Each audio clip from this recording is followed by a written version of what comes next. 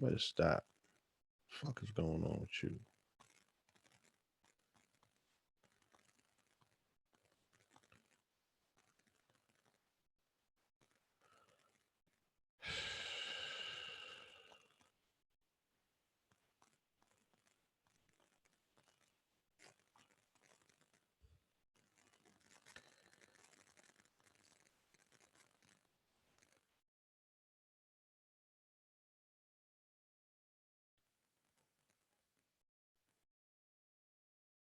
Yes, indeed.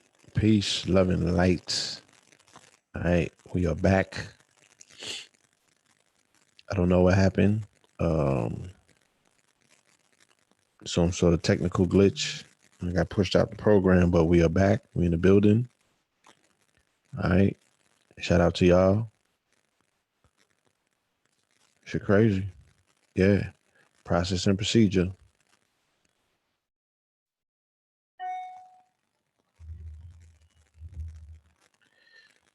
Let me go and open up the line. Let me know that yeah, let's just make sure that all of the feeds are doing what they're supposed to do in terms of the audio. Let me know that the audio is still good. All right. Let me bring the brother in.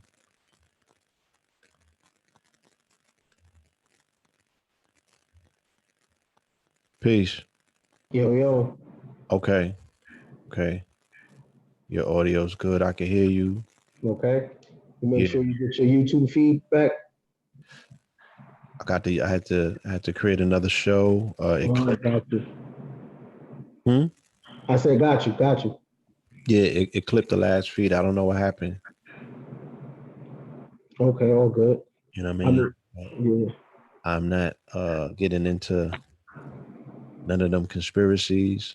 Like I Mhm. said, tonight's episode is process and procedure. And the process and the procedure is that you come back, you know what I'm saying? Something happened, you double back, come back stronger. And that's what it is. So we here, we back in the building. Um, Give these people the opportunity to, they probably went out and got a glass of water. So we're gonna let them filter back in. I'm gonna take a sip of something real quick.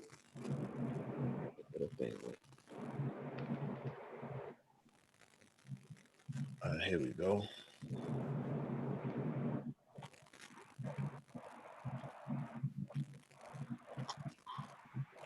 Uh,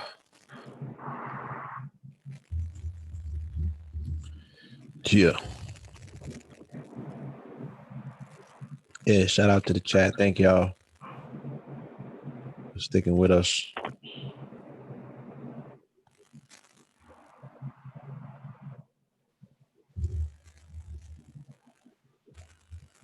Yeah, bro. You know you left off? I do not. I think I was. I think I was the where I was going with it was that for these phenomenons, and that's what they are. They're phenomenons. For the when these phenomenons occur, Yes. we can't feel it how it's supposed to be felt. And I don't think we give it its proper attention and observation because it doesn't have what we're used to associated with it. If the black phenom boy or girl doesn't come from a poverty background and doesn't fit the archetype of our version of rags to riches, then we can't receive it. Because I'm telling you, you take, okay, for example, you mentioned Nipsey Hussle earlier. And if you put say Nipsey Hussle did the same exact thing in terms of vector with the vector, in terms of, doing the roller skating ring, the smart store, um, the crypto investments. If he did the same exact thing, but he came from the suburbs and, his he doesn't know no one that got killed. He doesn't know anything about commissary. I mean, he lived a safe life and he was a quote unquote good kid or whatever. He wasn't with the shit. He went to school, he got good grades, he made his bed, he did his chores, he didn't steal from nobody or whatever. He just came up with some ideals, and he got it popping. That's a great story, right? Unfortunately, it won't have legs when you come from our background because he didn't hurt enough. So our processes and procedures, it has to include the pain factor. It has to be a pain. So when we see grace and favor, we kill it. We murder all grace and favor. You know how I know, Boo? Because when me and my friends were in school, I remember on the last day of school, just a few times we just did stupid shit like this. A random person carrying books, we just steal them. Just mess with them. I know what I mean? Yeah. That's crazy. Now this person, what if they's having a great day? They got an A on the test. They came to school for the right reasons. You know what I'm saying? And then all the right reasons, right? Yeah, and then we violated that. We violated that. You know what I'm saying? We took that from you know what I'm saying? We took that from him. You know what I mean? We took his grace and favor. So because we don't actually like it where we from. We don't like that, bro. When you hear a rapper songs, you know what I'm saying? If it don't got what we call pain in there, if his father wasn't on heroin, if he ain't bust blickies, you know what I'm saying? If him and his baby mama ain't been at it in the streets, well, nah, man, we can't fool with it. You know what I'm saying? Right. Why isn't Will Smith considered one of the best rappers of all time? He's not even in the conversation. I mean, right? Granted, he might have one of the best success stories, but I mean, criteria that we weigh our quote unquote rappers by, I don't know if he would full on, you know what I'm saying, win that competition with a lot of the other heavy hitters out there that might get mentioned. There's a reason for that though. And it's not based on who's nice and who's not. It's based on content. So for example, Will Smith got a song called Just the Two of Us. And it had fathers in there. You remember that video? Yep. He had fathers in it. This is one, I think his oldest son was real little. So this was on the Get Jiggy With It album, right? Right. Okay. This is a song with fathers. We talk about that the black father is missing in the hood and all that, right? Why wouldn't this song, why isn't this song like a staple in our environment? Because it doesn't have enough pain in it. It gotta have the pain. So we can't feel the grace and favor, bro, if it doesn't have pain, bro. And that's sad. That's sad. And we haven't even realized that is attached to our hip. Pain. It ain't enough pain, man. And it's such a commodity because trust me, on a TV station tomorrow, a black woman is gonna be crying on TV because her kid got killed or something. And you're gonna see black suffering. You know what I mean? Gnashing of teeth, falling out over caskets. That shit is big business, and we buy into that. You know how I know? Love and Hip Hop has 3 million viewers every year, every week, according to Nielsen, bro. Pain. It has to have the fights. It's the same business model over and over. So when you have a kid that's this brilliant and he's not on the tongue of every young person, what does that say about the culture and grace and favor? Facts. That's sad, man. Every young boy should know. Not every young boy, but every parent at that, right, should be inquiring about what is the process and the procedure his book should be a national bestseller in all melanated homes to say, yo, what was the process and procedure? Like, how did you raise this young man? Right. What did you feed him? You know what I'm saying? What sort of information was he exposed to? You dig what I'm saying? Like, what are his cliff notes? None of that. Mm-hmm. Mm-hmm. Real talk. And it's so sad. It's so sad because there's so much grace and favor in melanated people's lives, but unfortunately, they have to be lumped into the bottom conversation. There, because it's a culture that is judged from the bottom up, and that's something we do as well. We judge it from the bottom up instead of from the top down.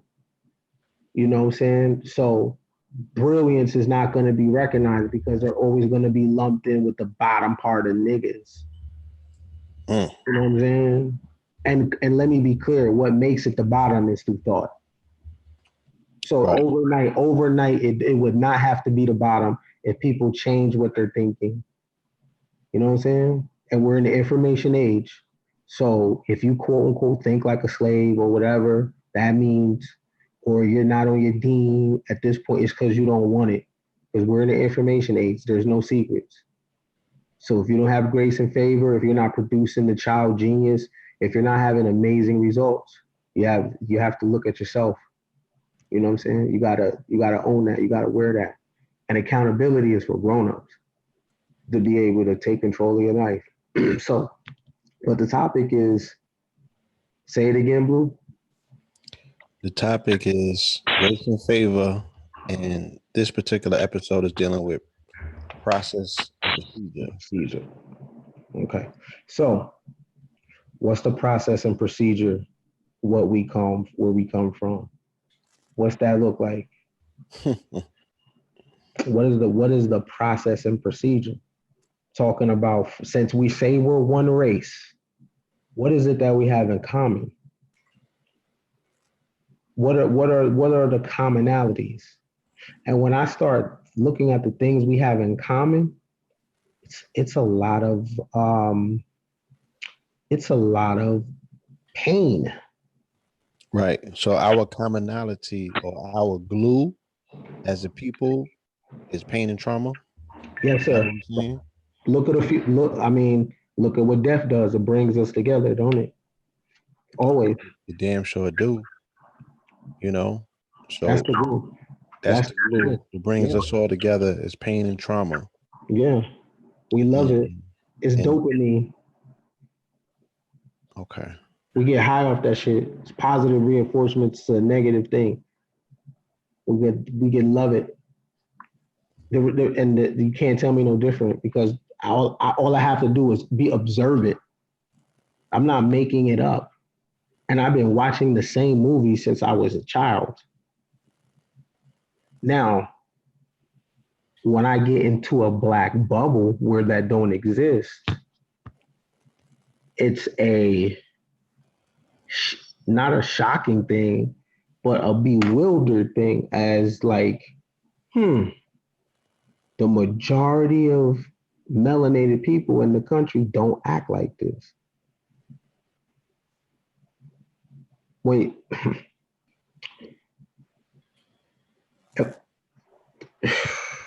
the if if Herman Cain is an anomaly, or not an anomaly, but he's not the common person, the common black man in America, that says a lot.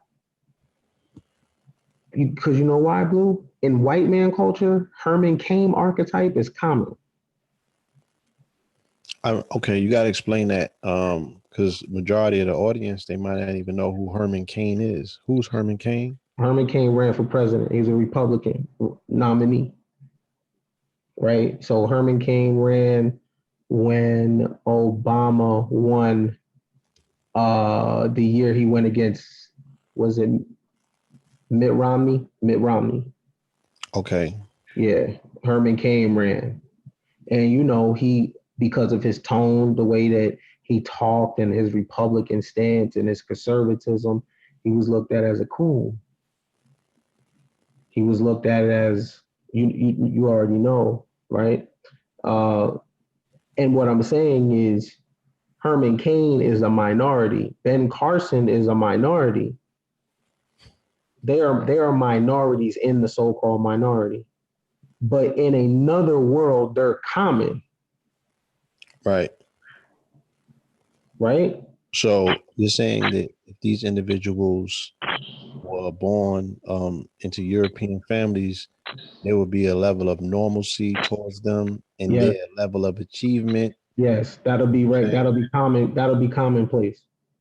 it would be commonplace, right? Yes, because in this culture, we to the standard is low. We have low expectations of each other, of ourselves. We need this to we yo, bro. We need that slavery narrative to be the crutch on why we behave the way we do. And the last few weeks, me and you've been ripping that shit apart anyway. So if you've been listening to the last shows, you know none of this behavior comes from slavery. That's a pure lie. Facts. That's a pure lie. Black people in America have grace and favor. This is a fact for a long period of time too. Grace and favor when it came to economics, when it came to land, when it came to infrastructure, when it came to creation and inventions. Black people just lost their grace and favor to the point where that kid that you're talking about, Blue, the kid that you were mentioning, he would be normal in old black society. Okay. How about, guess what? What would we say about Benjamin Banneker today? Wouldn't Mm. we call him a genius? Wouldn't we be like, yo, are you serious? You designed Washington D.C. on Oh paper? yeah, they want to debunk him. It No, was, no, no, no. I'm saying though, if he was alive right now, if he was alive right now, we would be like, he would be the kid that you're talking about, right. right? So, He would be but the 6-year-old prodigy, the yeah, anomaly. yeah. Right. If George Washington Carver was alive right now, he would be the anomaly in this culture. But here's the ill thing: they that kid, an all black genius, would be normal in black society 150 years ago. Because look at what they did. Look at what Mary Ellen Pleasant did. Look at what Jeremiah Hamilton did. Right. That kid that's an anomaly now would be normal in black people society back then. That was the standard of black people. Greatness or nothing. That's Right. not my opinion, bro. These are facts. These are facts. That in black society, greatness was demanded. That was the expectations that you achieve on a high level and that you work your ass off. Mm-hmm. That's a fact, dude. Their pride was on deck, their confidence was on deck. So much so that they did shit for themselves and worked together. Right? So that kid who was anomaly now will be normal. That is what has happened to the people now because they have no grace and favor because they kill it. They kill all the grace and favor, fam. That is the epitome of a nigger. They kill all the grace and favor. They destroy the shit. And grace and favor is a covering over your life. It's a frequency that covers you. And the people are killing it. You know what I'm saying? They're ruining it. They don't want to be covered. So, the people are asking, what can be done as a solution Mhm. to cover, what I'm saying, grace and favor amongst us and to cover grace and favor amongst us. Right. So how can we cover it? How can we bring it in? And then how can we protect it and cultivate it to a degree where it's serving the best interest of a person's personal assignment, and secondarily, for the quote unquote collective, whatever that is. Okay. They're not gonna they're not gonna like the answer, but just let me say the answer and then walk you through it. Mm-hmm. To get that collective, to get that grace and favor that you're talking about, they have to remove themselves from Black culture and create their own culture. Now, let me tell you what I mean by that. How does one Black, go about? okay, yeah. Well, first of all, Black culture is not yours. It's created by the Matrix. What you think it is, it's not. That's not that. What you have in your ideal about Black culture, that's not really Black culture. The Black culture is a vehicle of the Matrix, and when you're inside of it, you are subject to the software, right? You're subject to 70,000 Blacks die every year of heart disease. You're subject to the hypertension, the hysterectomies, the bullets. You're subject to that. You carry that frequency. Understand, grace and favor is a frequency. Culture is a frequency that you're born into, right? But the people didn't make Black culture. It's a production. And what I'm telling you is, first of all, if you're Black anyway, whatever you do is going to be quote unquote Black culture. But what I'm saying is, you have to have an exodus away from the narrative, and you have to create your own where you control the frequency. So now you reset the standard. The problem is people are trying to correct inside of something that's uncorrectable. Mm. It is uncorrectable. You can't treat it. It's not to be treated. It's to be overcome. You okay? So the solution to that grace, and because this is the thing, when you separate from it, you have a different mental switch. You are a new human being. See, as long as you're a part of Black culture, how it's constructed right now, you never had a chance. Bobby Hemmett has a documentary, or no, I'm sorry, a lecture on YouTube where he talks about adulteroth, and he talks about that the God you serve is actually nothing more than a demiurge or a devil. It's upside down. You don't actually serve God, you serve the devil. Okay. And what I'm telling you is what you think is God inside of Black culture is nothing more than a devil. It's upside down. It was never made to serve you, it was made to kill you. And what they did, they put your emotions into it with songs and dance. Say it loud, I'm Black and I'm proud.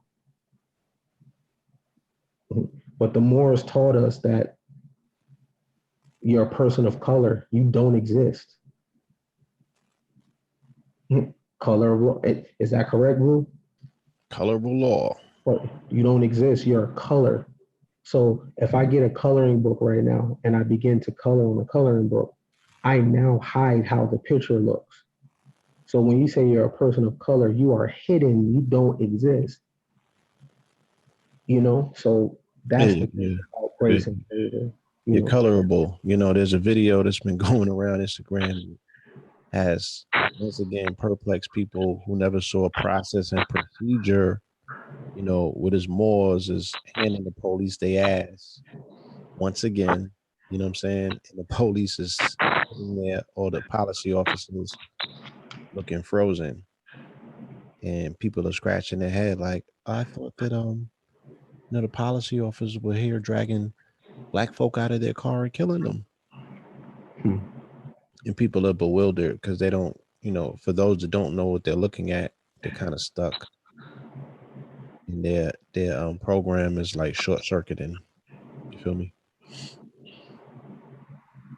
Mm-hmm. Yeah. So I know, and the thing about it is, what I said is a hard thing to ingest and digest because it's like, what, Black Power, say it loud, I'm Black and I'm proud, and we commercialized it, we wore it, it became. We have one-liners for it. The blacker the berry, the sweeter juice. We have a emotional connection to Black, even though we was never Black. Though we was tribes and clans and nations. We just got Black because someone called us that, a negro. You know what I'm saying? Like Okay. before, like I can't find myself within that. And because I don't own it, I don't own Black culture. It was here before I got here. It's gonna be here before I died. It's nothing more than a software. And based on observation, it does not mean you any good. No, I think I think it would be an intelligent person that can step back and separate their emotions for a second and say, you know what, this is a deaf culture. And if I'm trying to go somewhere, then I can't get to my destination with this frequency. Now, I did say you create your own. So you could create a whole new paradigm, reality system with other melanated people from around the world, but it doesn't have to be Black culture.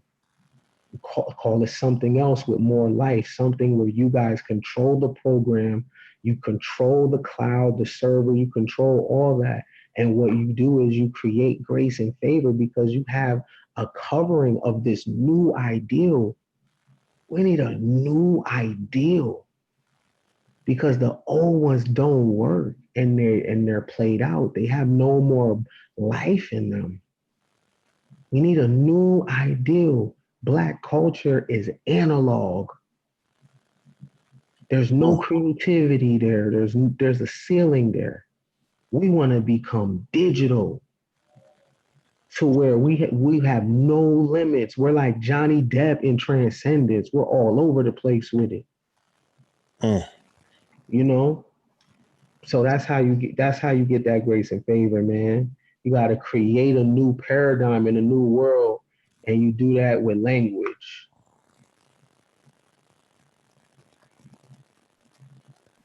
Facts. Facts. All right. So what I want to do, let me finish up this slideshow that I put together. I'm gonna share the screen so we could jump into this, and then we could dialogue about these different pieces and components. Mhm. For the IG family, I'm gonna log off, come over to YouTube. You know what I'm saying, and see us in real time. We are streaming over on Know the Ledge Media, right now. So come through there. I'm gonna log off this IG. I gotta utilize my handiwork to do this lecture. All right. Peace, love, and light to the IG family. All right, let me get off IG Live. Save that. Share it. All right. I was multitasking on these platforms. We're gonna talk about that. So let's jump into this. Okay. While we're still talking about seizing the opportunities and the fact that, this is not, I don't think that this is an anomaly in terms of young prodigies, children that have been born brilliant, even with conceived debilities. You know what I'm saying? My motto is always the universe is always conspiring for our success, even in our disease, even in our perceived quote unquote sickness. There's something still marvelous and miraculous happening. We just are not seizing that aspect of that story. So everything looks like a L. Um, for the initiative that the young women, the sister represented with Antoine Digital, right? This young lady right here who wants to get 2020 people to learn how to code by the year 2020. Okay. Um, just to put it in perspective, let's look at these companies that are multi-billion-dollar companies, some of them trillion-dollar companies that did not exist in 2007. All right. So I'm gonna read his caption. There's so much I want to say, but I'll keep it short. The tech industry is our quickest route to financial equality. If you want to help me and my team bridge the wealth gap, then you should be thinking innovatively and executing expeditiously. If 2020 of us created software-based company and grew that company to be worth 8 to 10 digits, right? Or like Ken said 3 comma companies and use some of our profits to reinvest into our youth. Shaking my head, the change we could create would be massive. Let's do this. You create the idea, and me and my team will teach you how to code it. I guess that's what he was saying. So the iPad didn't exist in '07. Did it? It wasn't? All right. I came up with this shit in '05. My team will tell you. Spotify, Slack, Tesla, Pinterest, Instagram, Snapchat, Uber, 4G, Android, WhatsApp, Airbnb, Bitcoin, blockchain, Beats. We in the future, y'all. I don't know who told you different, but because these conversations are not taking place enough and they're not being put in proper perspective, you know, I was listening to something by Master Kalindi earlier, and he said we got to get off Flintstone time and realize that we in the Justin time. You feel me? All of these technologies that I just read off did not exist in 2007. You Mm, understand? mm,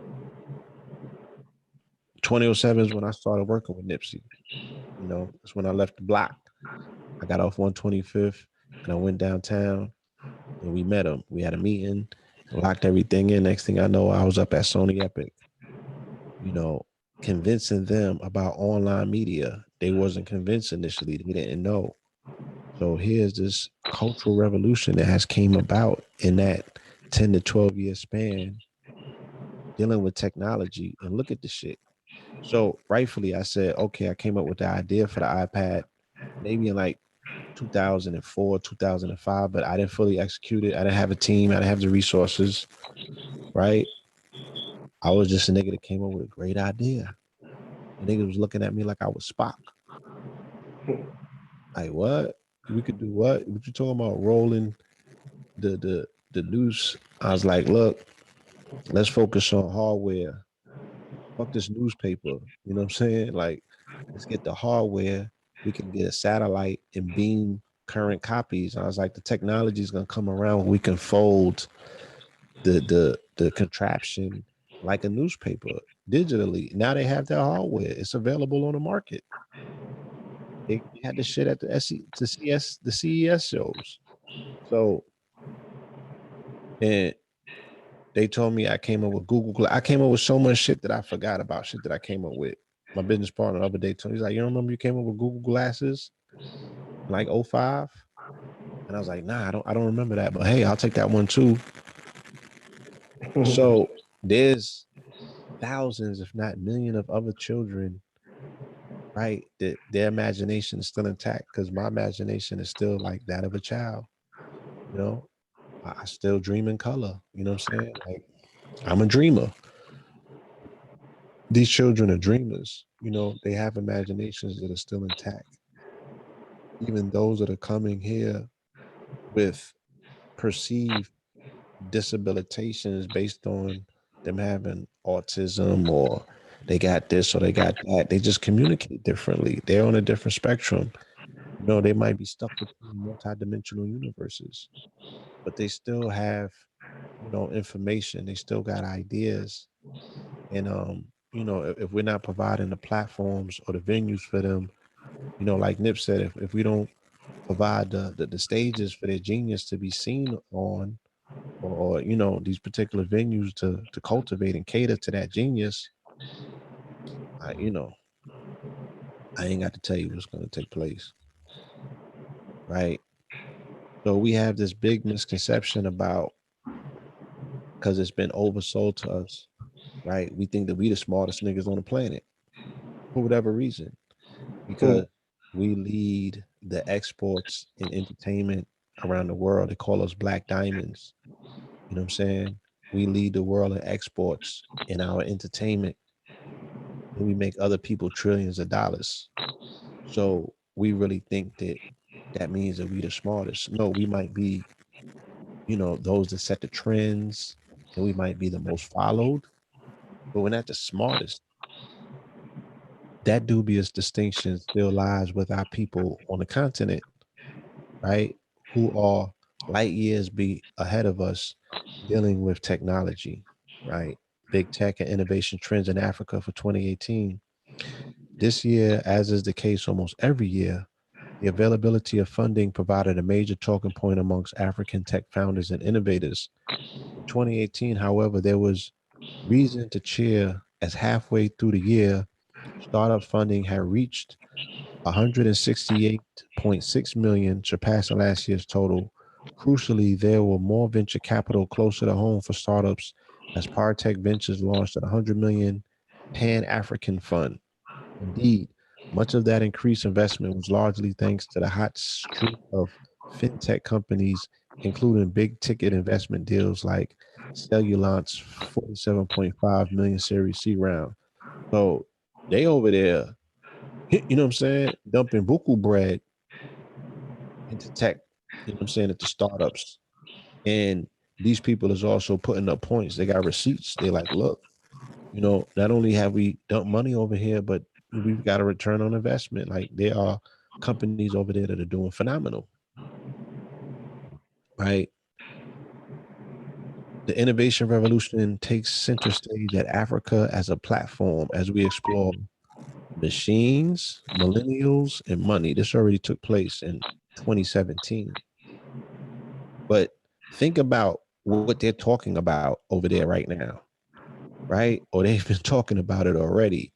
Machines, millennials, and money. Now you in the capital, right? Is there any forums where that consortium of conversations are taking place? That conglomeration of thoughts,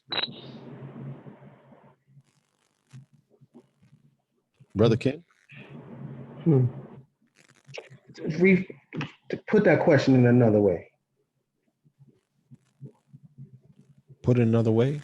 Yeah, if you can. We'll rephrase what you just said. Okay, well, you're in DC, which is perceived to be chocolate city. It's a hotbed of brilliant melanated millennials. They go to some of the top universities in that area.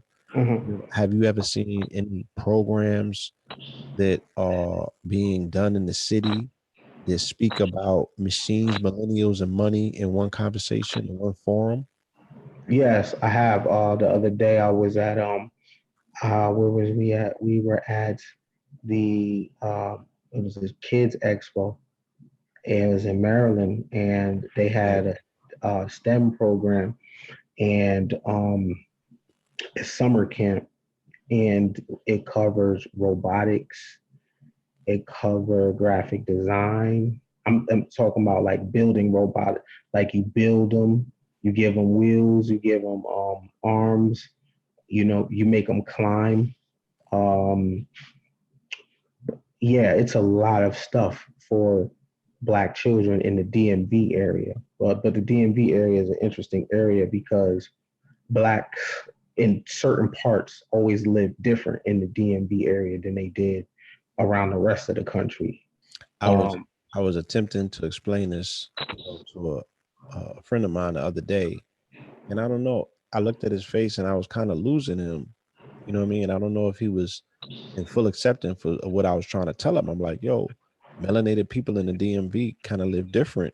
you yeah, know, it's a yeah, totally. It's a different life to the point where when you look at a lot of prominent Black Americans, many of them, when you look at their background, is from DC. When you think, I think Frances Curtis Wilson is from DC. she absolutely. I mean, we know that she lived in the city.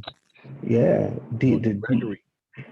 yeah, man. This air, that area produced, your top 5% blacks in the nation. You know what I'm saying? So yeah, it's all type of programs. Unfortunately, though, this is the thing.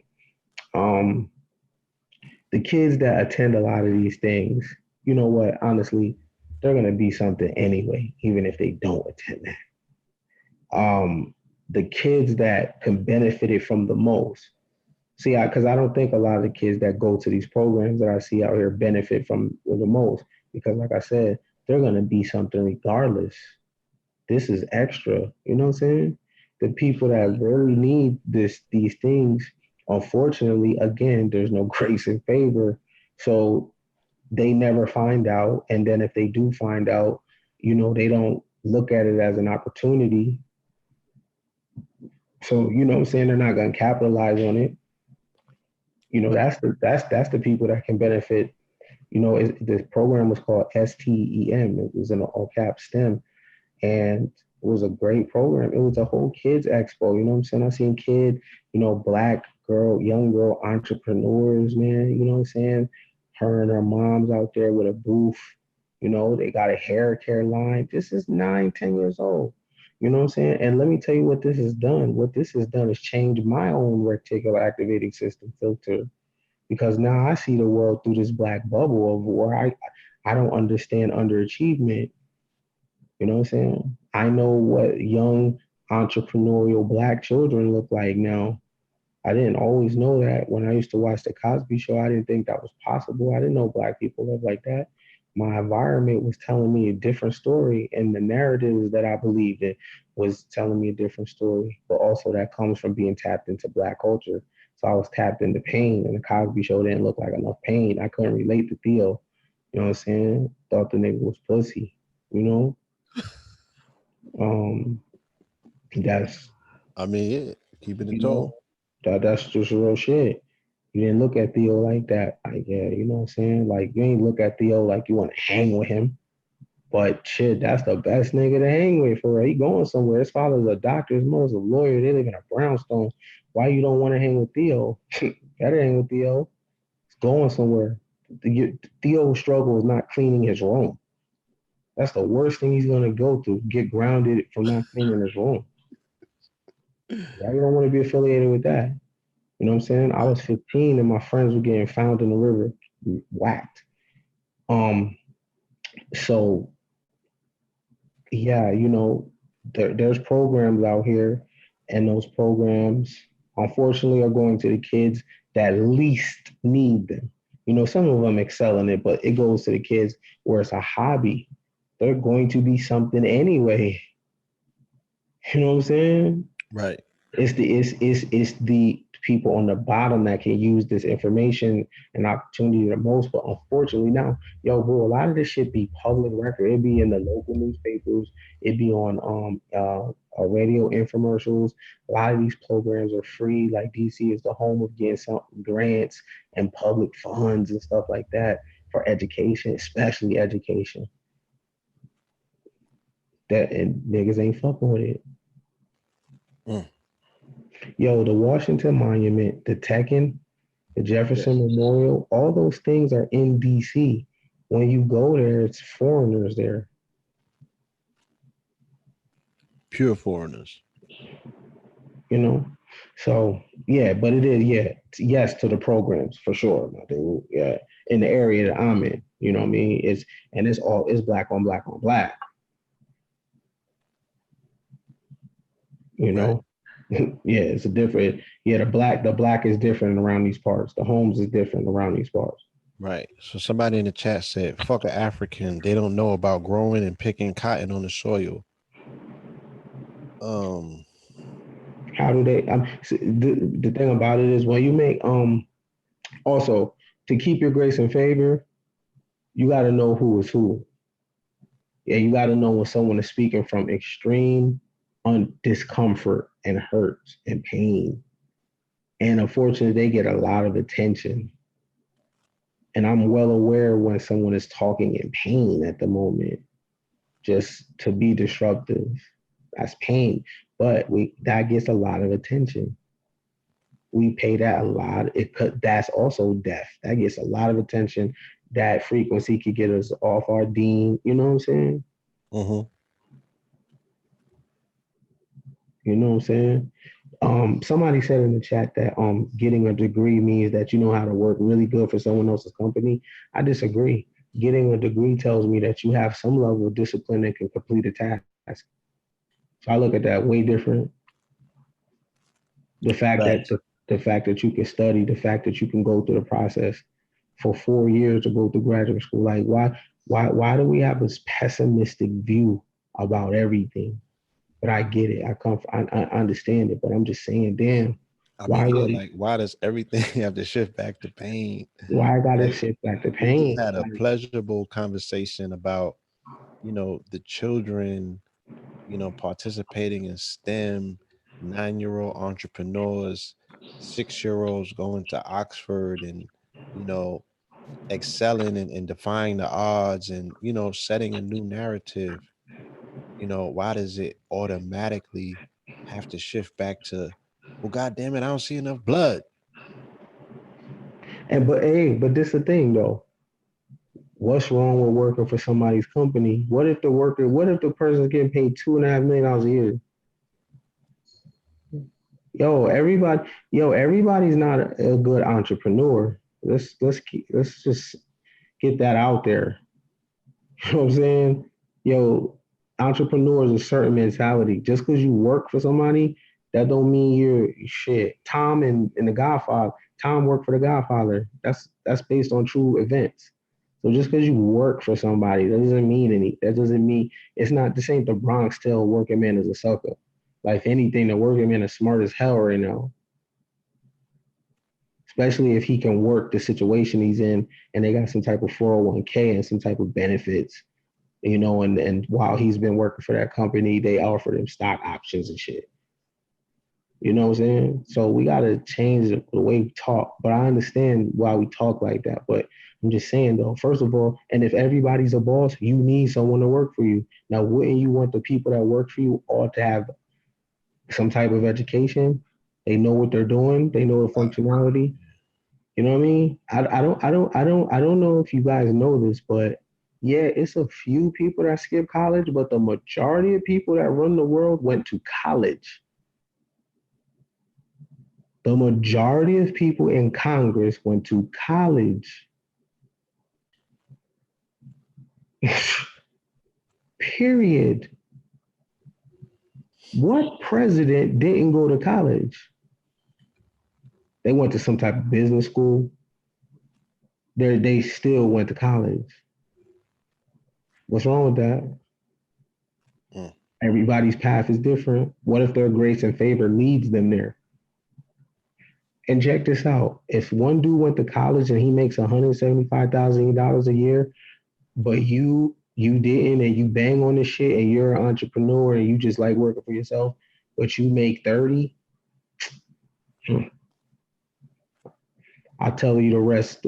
I'll tell you a little, the rest you fill it in,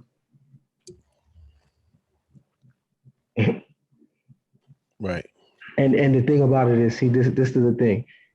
Someone said college is a scam. Okay, so look at it. In the dope game, if someone fronts you some dope, you're in the hole, aren't you? You in the hole. Yeah. You in the hole. In every single thing that you do, you're always gonna start in the hole. So student loan debt is nothing but a front, like everything else. But it's okay for you to take. It's okay for you to get fronted from Poppy though. But at least if you get fronted from the student loan, you got 20 years to pay the shit back. In the streets, you got 2 weeks.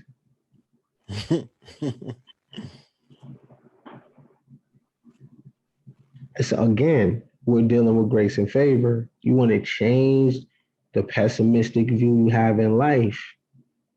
It's just life. It's the game. We don't, you know what I mean? For grace and favor to really be operating, we don't want to have no resistance.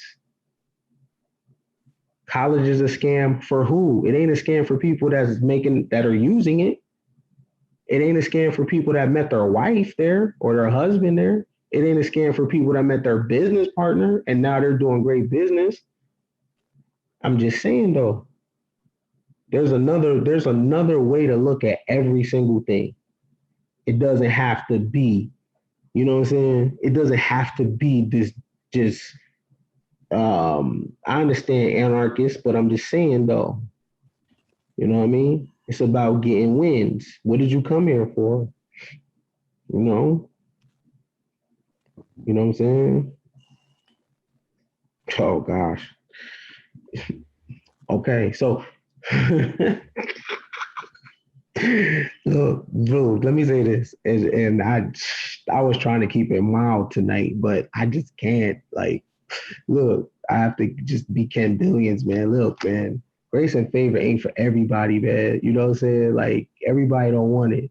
No matter how many examples you give, no matter how many success stories you give, no matter how you empower these niggas, there's some of their bloodline is just meant to get off of here. It does not matter. You talk more life, they will talk death back to you, and that's fine. This is why the earth has replenishing Talk moments. back to me. You know what I'm saying? You know what I mean? Like niggas have read the wrong books because it didn't push them back into themselves. They're just they live in a state of uncomfortability. Oh, it's patriarchy and man, listen, life is life, yo. You know what I'm saying? No matter the time you're born, no matter where you at, there's gonna be a system in place, fam. You live in a feudal society, a communist society, socialist society. What about Venezuela? What would you niggas do in Venezuela right now? You can't debate yourself out of a situation like Venezuela. You know what I'm saying? What would you do? That capitalism shit that y'all talking about, which has provided y'all grace and favor, has allowed you to live in the top 10% lives of the world. You don't even know it. Matter of fact, you're in the top 40%. Nigga, your projects is a cakewalk to someone from the favela. Fellas, right?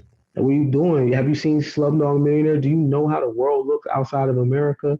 That shit that y'all talking about, capitalism and yeah, it's good to bang on it because you don't gotta worry about it. You're in it. You benefit from it. You have smartphones and tablets. You can just have sex with your different women mad easy. You got that luxury to fuck. That's a luxury to just be having sex and shit. It's a luxury. You got your Jordans, bro. You smoking your weed. What? You talking about capitalism? That's because of capitalism that you can have fly dreads.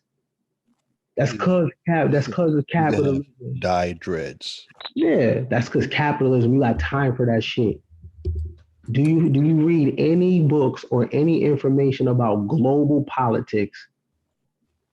You don't know how spoiled you are. First world American. Are you kidding me? Oh, capitalism. Okay. But tomorrow morning, you're going to benefit from it, though. So if you have a problem with the grace and favor that capitalism brings and provides you, give it up. Go off grid. My Cash App is Kenny Briz. Put all your bread in my Cash App. Don't touch the money. Right? So grace and favor, dude. You know what I'm saying? Grace and favor, and we want to keep it. You know what I mean? So we can produce children like the gentleman that was mentioned. So all of us speak code in JavaScript. You know what I'm saying? Right. But we definitely want to get away from dumb talking. There's no ROI on dumb talk. Period. It's dumb talk. It's hurt talk. Gets you nowhere. You either participate in the game or you get left behind. And period. The marathon continues. Let me get back in some of these slides real quick.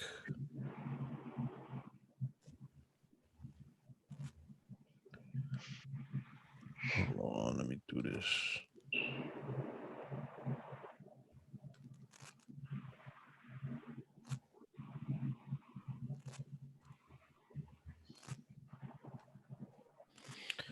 All right, so we got this young lady here.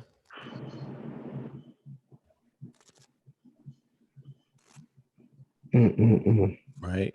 Texas team. Wow. Texas team accepted to over 40 colleges, 1.2 million in scholarships. Right.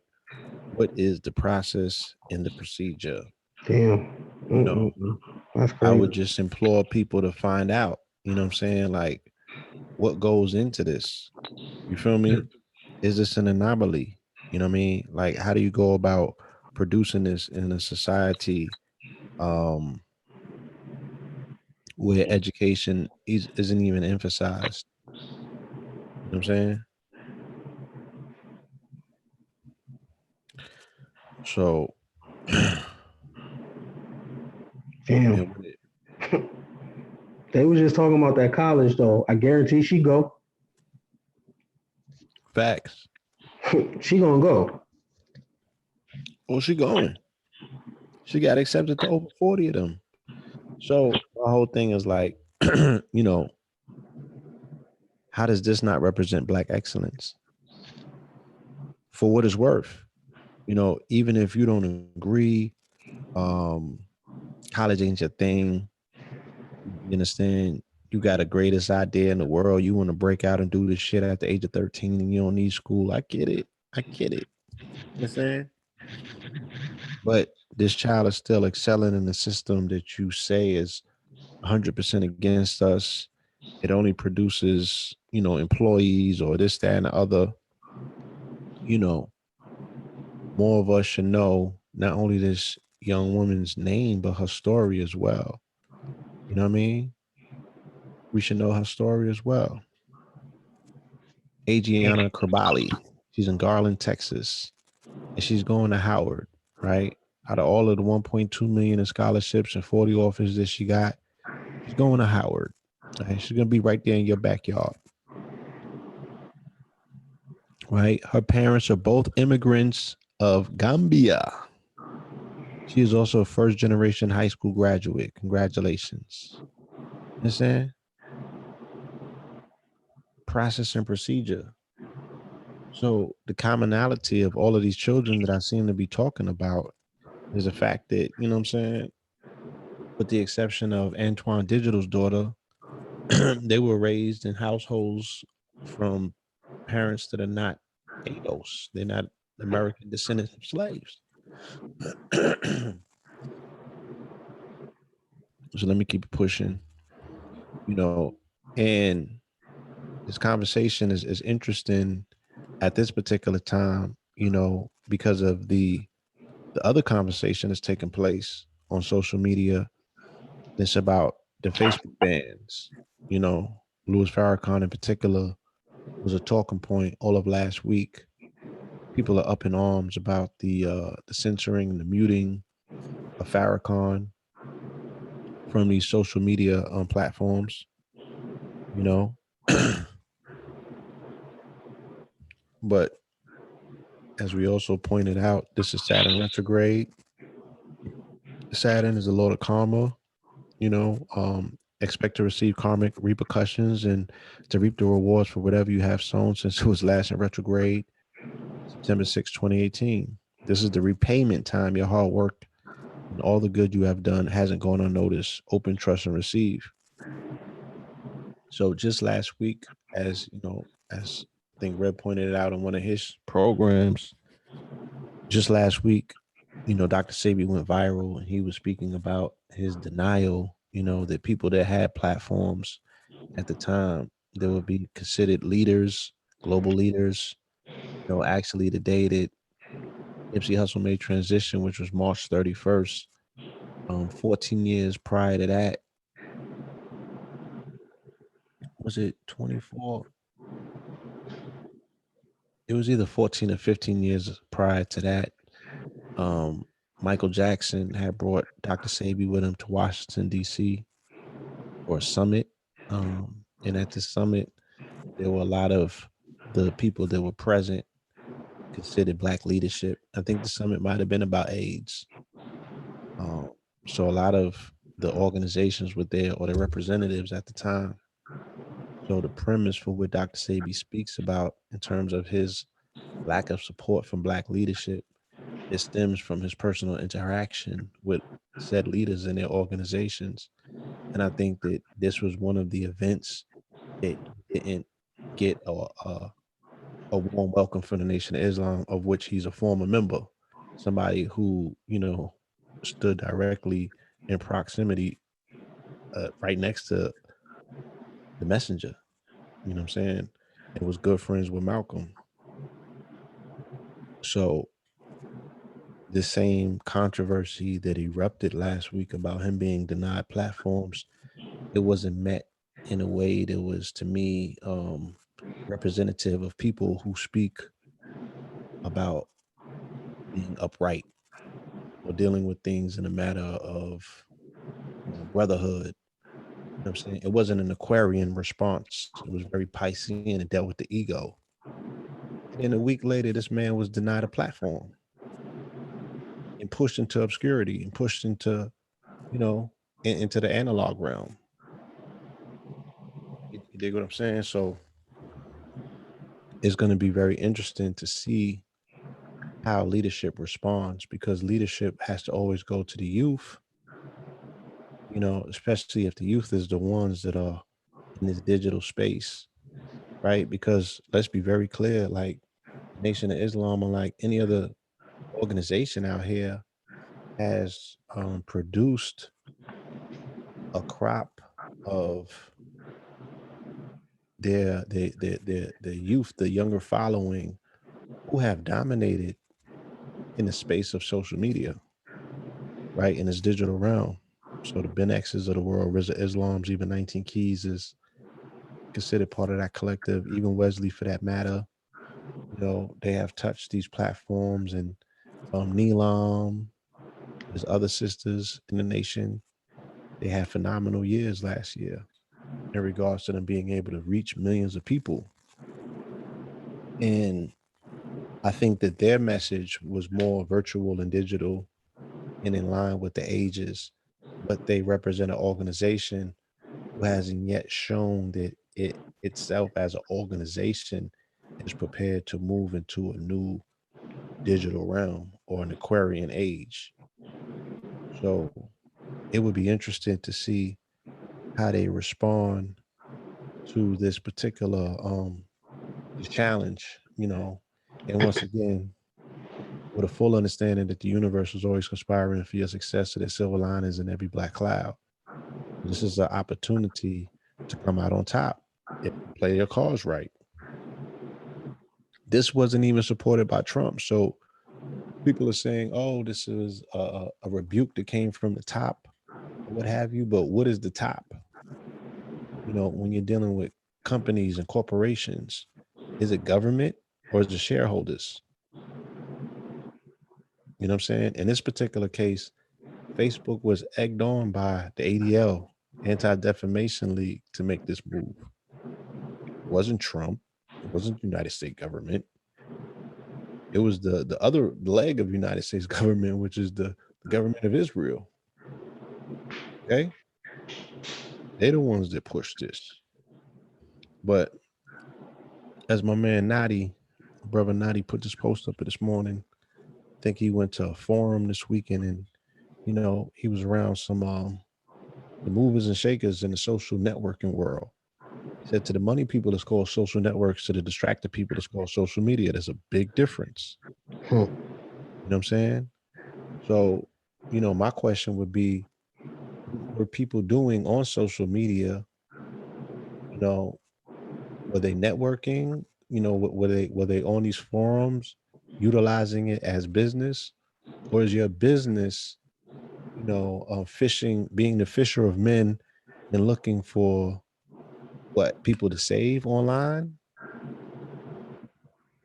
I Is that can what answer that. social media is for? Or social media, especially if you represent an organization is a network. If you 3,000, 30,000, 300 strong, everybody in your consortium, if you're moving as an organization where you have the ears of these people, like we got to over convince niggas to do something. But if you're the head of an organization or a leader and you mandate that your adherents and your followers do a particular thing that's in line with a financial a protocol, everybody can get rich, right? And I would presume that you can do more with more, right? You can reach more people. You can, your brand is going to look even more attractive, right? Because your top shareholders, the people that are sitting at your table, your board, everyone is rolling in the dough. This is an organization that from the onset said, you know, we should be separate.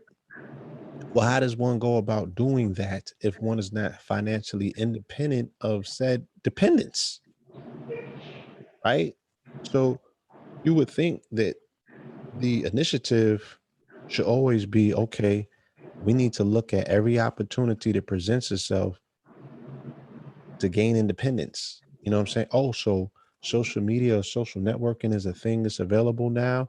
Well, how is that going to work and help us with gaining autonomy or independence from Babylon? Oh, you could get on here and make millions of dollars.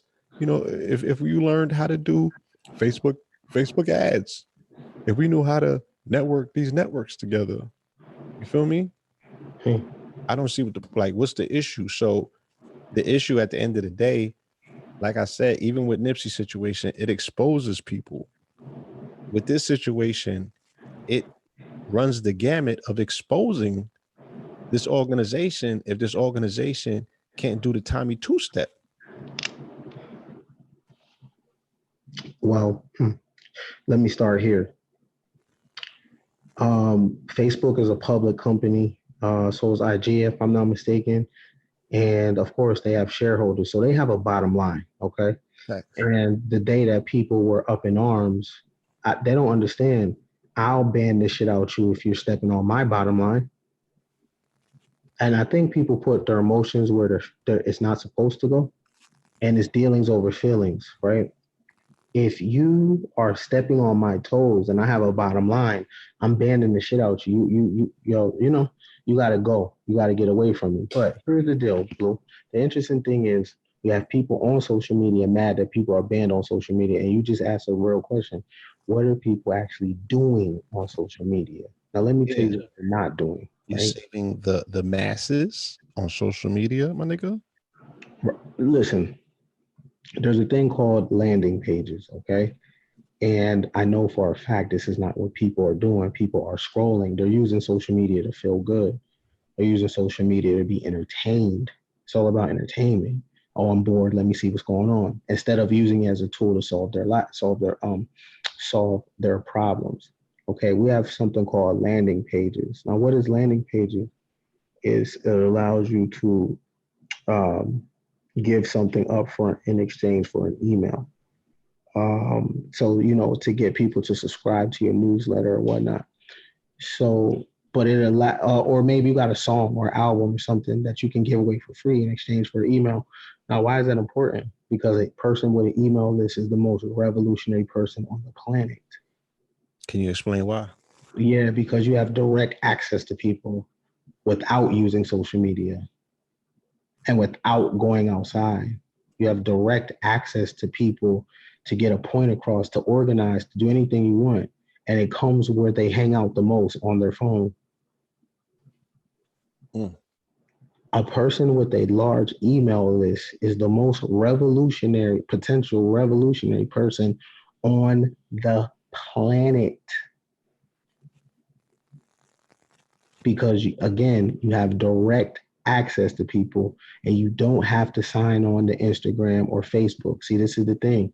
When you have a Facebook following, your Facebook following doesn't belong to you, it belongs to Facebook. If you have an IG Facts. following, it doesn't belong to you, it belongs to IG unless you can pull the people off into the physical. The way that you do that is through landing pages. Okay. I know MailChimp has landing pages. OmniSea has landing pages. These things are important. You know what I'm saying?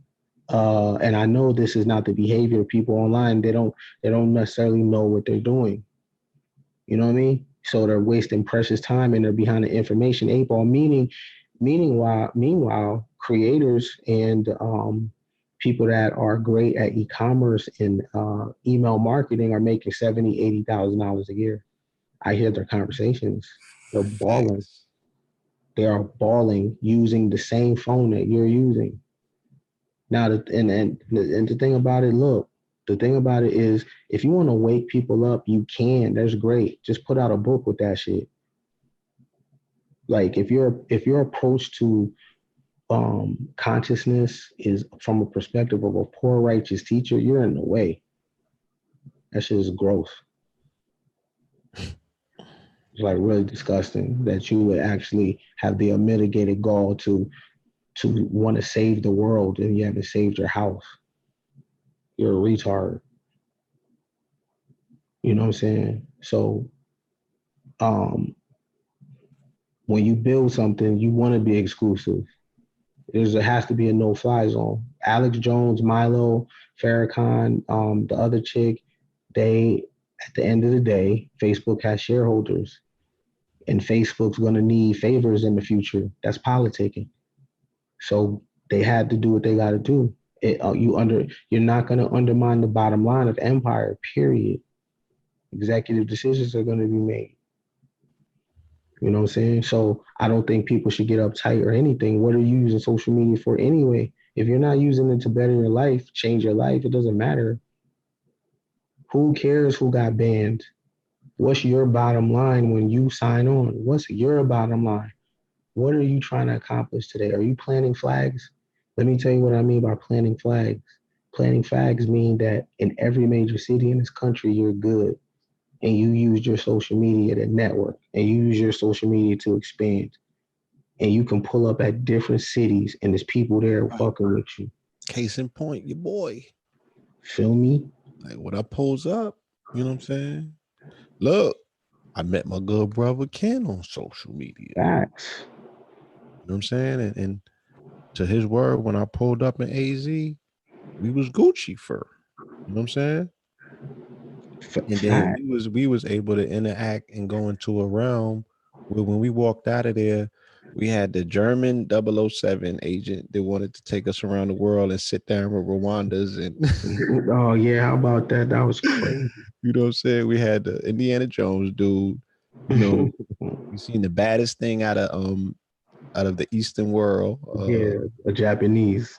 Right. She was hard. We had Moroccans running up on us, giving us boxes of free goods, and this was boxes of precious stones. Like they was falling at our feet. You know what I'm saying? Like they had literally seen God in the flesh. We had Mexicans with minds that was like, yo, you can come in mine and my mind. I'm gonna throw my daughter in as well. Like Yeah, nah, they was from Brazil. it's from Brazil. We had Yeah, Mexican invites too. yeah, You know, so we got invited to Brazil, India, China, Mexico, uh Germany. You know, was a German that was gonna, he said, look, I got keys to the whole world. I'm gonna take you everywhere, them little villages where they got the chiefs and all of that. I'm good in all them places. Come with me, let me show you the industry, let me show you how to move around the world. yeah. That's off playing the flag. You know what I mean? So And flag. right now, I want you to really think about and this is so also what Grace and Favor does in processing. It changes your mind. Okay, and if you want to have Grace and Favor, that's all you do. Just change your mind. Now, change your mind in the way you pro social media. Understand this. It's never been a time like this. All right. Look at your ability. Look what you can do. Look at the city you're in. You can be talking to somebody from your phone or typing to them from your social media to somebody that is all the way around the world in another paradigm, in another reality. And you can form a relationship that changes your life. Okay. Facts. You can build your own tribe of like-minded individuals. You can you can be surgical. Look at nature boy.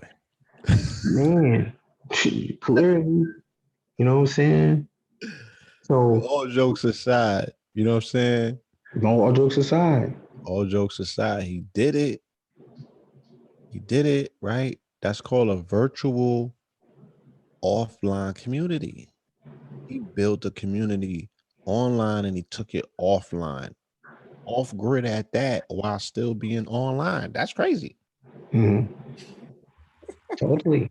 Nah, that's how it's done. Like I said, you pull your following off of virtual because look, if you got 50,000 followers on Instagram, you'll be real foolish to think if that's your following. It's not your following until you get their email, until you Yeah, have direct once you get contact. Thanos snap, it's a wrap. Like, how you gonna get back to them people? Right, right. You gotta rebuild that shit. You know what I'm saying? And if you make the same mistakes that you did the first time around, like what did you learn? So what does the viewing audience, what have you learned from this situation with Farrakhan? Because somebody said in the chat, I bet them followers of his don't love him enough to get off of Instagram and Facebook.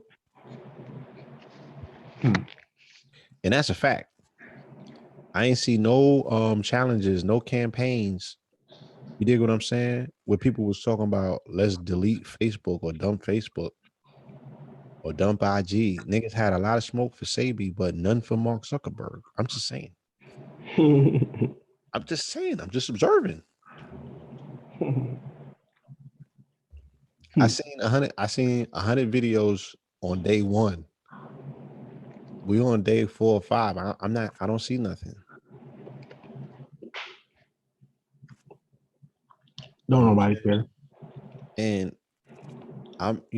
My whole thing still is to say, okay, allow this to be a wake up call collectively amongst the consortium to say, look, this thing is a business. You are engaging in somebody's business place. Hmm. You know what I Mhm. mean? Are you walking away with any of that business at the end of the day or creating something for yourself? You seen these candles that I showed you in the beginning of the show that the show is sponsored by? Black Saints candle, right? I met that client online, Hmm. gave a little bit of consulting, and then, we have a relationship. You know what I'm saying? I want to help that person get a candle into everybody's home.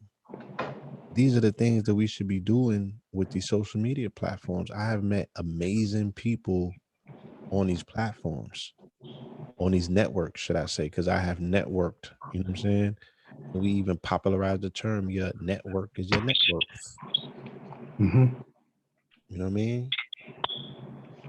Hmm. So we're not gonna have a full-fledged show about Facebook ads tonight, but please, family, learn this. Find you somebody that knows Facebook marketing. That's who you want to talk to. Not a nigga that could tell you how to cook up some yay. Like, that shit is Piscean. You could contact me. I got over 200,000 followers on Facebook on a like There it page. is. Yeah. He been telling me about this for a minute. Forever and a day. You know what I'm saying? The importance of Facebook and Facebook marketing. Not just that, analytics. Period. Analytics, period. Yes. Um. hmm. Look, this the thing. I find out, hold on, when we catch you before 11 o'clock on the show, you in the kitchen. That's 11 p.m. That's your cutoff time. That's when the kitchen lights go out. Prior to that, you like, nigga, I'm making PB and J, nigga. Oh shit, man. Funny. Look, what? Damn, it made me laugh. Okay. Oh yeah. Boom. So everybody knows now that the internet has an algorithm. Also, this is grace and favor. When you get information, it's grace and favor, right? When you're in the know, that's some grace and favor.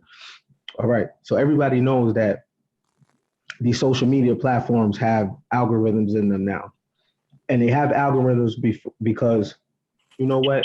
People wasn't even doing no work before, and you just had access to so many people.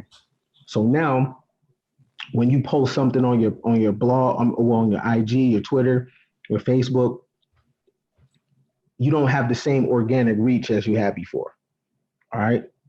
So in your caption, you're gonna have use different keywords like incredible and amazing, and you're gonna have to know maybe some trending keywords and stuff like that. Right. So the people that's cutting through the algorithm are cutting through the algorithm using software. Now, your man Ken is gonna put you niggas up on some shit, and if you take it and run with it, you'll see what's up.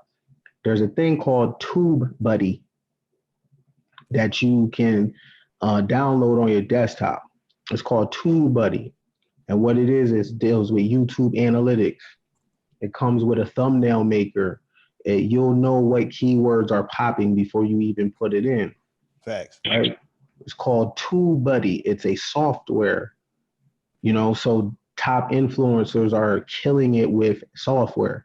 That's all it is to separate why your shit might not be popping and someone else's is. They're just using software. For example, IG has apps where you can schedule your posts just so you don't get in the habit of scrolling all day and spending a lot of pointless time on the internet.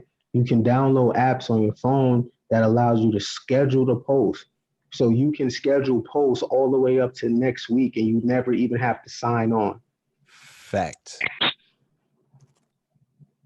That's efficient and that's smart. The same thing works for Facebook like pages. You schedule the post so you don't got to play the internet like that, and you can be dealing with your real world while it's being while your content is being uploaded. Being engaged. Yeah, you know what I'm saying. And unfortunately, there's no place for urban America to learn about how to use the internet. They don't talk about that in the church. The rappers don't talk about it. There's no institution or system that is teaching melanated people actually how to use the internet, how to actually use apps outside of entertainment, bro, outside of posting buying videos and laughing and geeking on stupid shit on the internet, dumb talk, like I said before. There's nothing to teach you. They don't talk about this in the 8-0s. How to use the internet. They don't talk about that, and that's important. You know what I'm saying? Like I've just said, TubeBuddy. Everybody's uploading YouTube videos, and you're wondering why. You know what? You're not getting no views and stuff like that. It's because you're not working with software and you don't understand analytics and big data. You know what I mean? But that too, that's grace and favor to have information. Facts. But it's called TubeBuddy. TubeBuddy. Indeed. All right. So let me continue on this slide. Okay. And this is just more information about Facebook ads. Overall, the average click on a Facebook ad costs around 27 cents. 1,000 impressions will cost you on average about $5.95. So you got to get into all of this, family, so all of this shit can make sense to you. All right. But you definitely have to get into it. Okay. The above graph should give your business a strong reason to run a Facebook ad and expand your brand's reach. Okay. It's showing you how this shit climbs.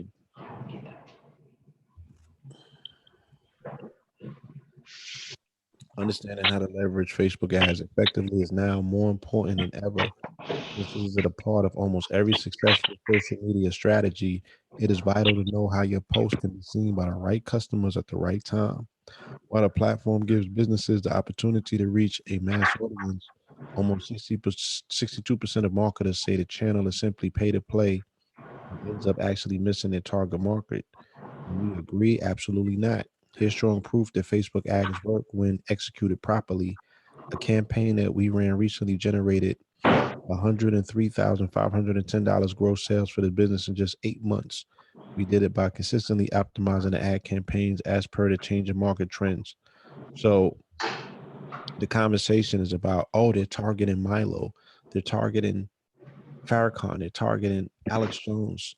But why is the conversation not about targeted markets, period? Like, how do you know how to trim, tailor, and target a specific market for you to get your product to? You know what I mean?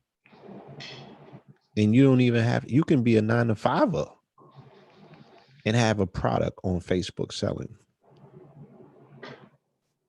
They got Facebook shit and the Facebook stores running like Amazon in the back.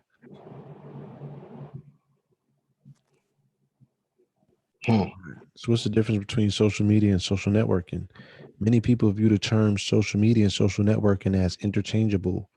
UC expert Paul McMillan offers his definitions of the two terms and advice on their proper use. What's the difference between social media and social networking? These terms seem to be used interchangeably, but I want to know how to use them correctly. Like many new technologies, the discrete definitions are hard to come by. I generally refer to social media as what the second word in its name implies, a form of media. Essentially, social media is a platform for broadcasting information, whereas social networking is a platform for communicating with one another. Social media is a communications channel, whereas in social networking, the communication has a two-way nature. Even with the description I have just given, there are nuances that can be pointed out. As an example of how they can differ and yet somewhat overlap, Facebook is a social networking site. You register and post your profile, connect with friends, and comment on topics in a generally interactive way.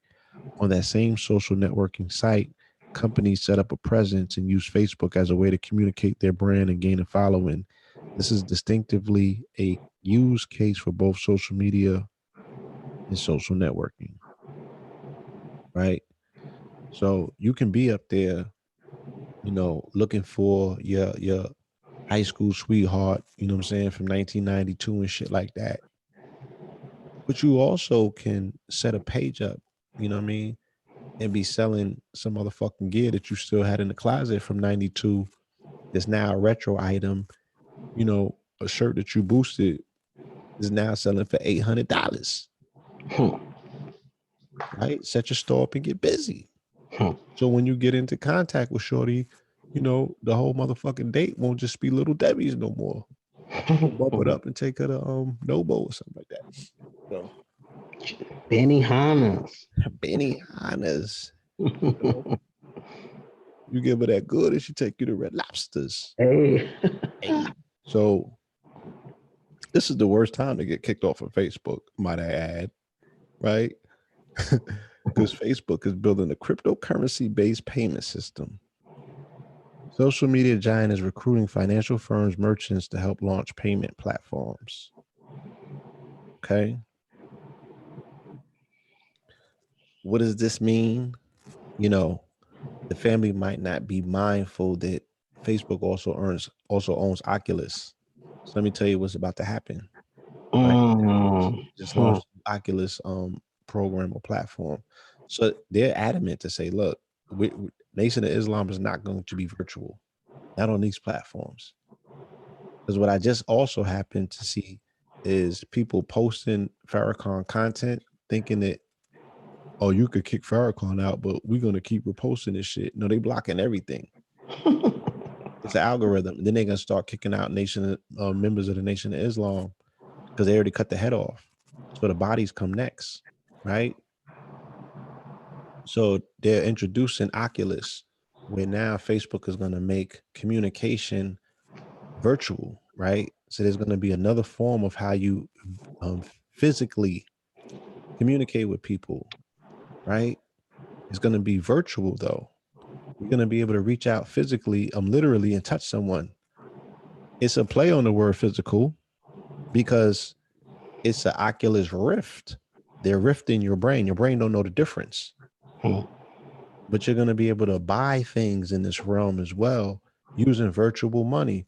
What better way for you to utilize virtual money but digitally? What other digital currency exists other than cryptocurrency? Right? This shit is not about Bitcoin. This is about blockchain. Right? It's about the virtual world. It's about going digital. It's about the querying age. It's about the new, not that old shit. Again, no offense, right? But if your organization's business model is still built on newspapers that people don't read, bean pies that people don't eat because people's diets are changing, and what other what's the other product we probably can associate? an ideology the majority of the people don't subscribe to. You know what I'm saying? How are we going to fit said organizations into this ever-changing world that we're moving into, where things seem to be getting shorter and smaller, and the room is getting smaller and smaller? You understand what I'm saying? It's just a weird place to be in right now. So Facebook is about to introduce cryptocurrency, which is going to allow people that are doing business in that space, in that realm, to get even more bread and really mix the game up.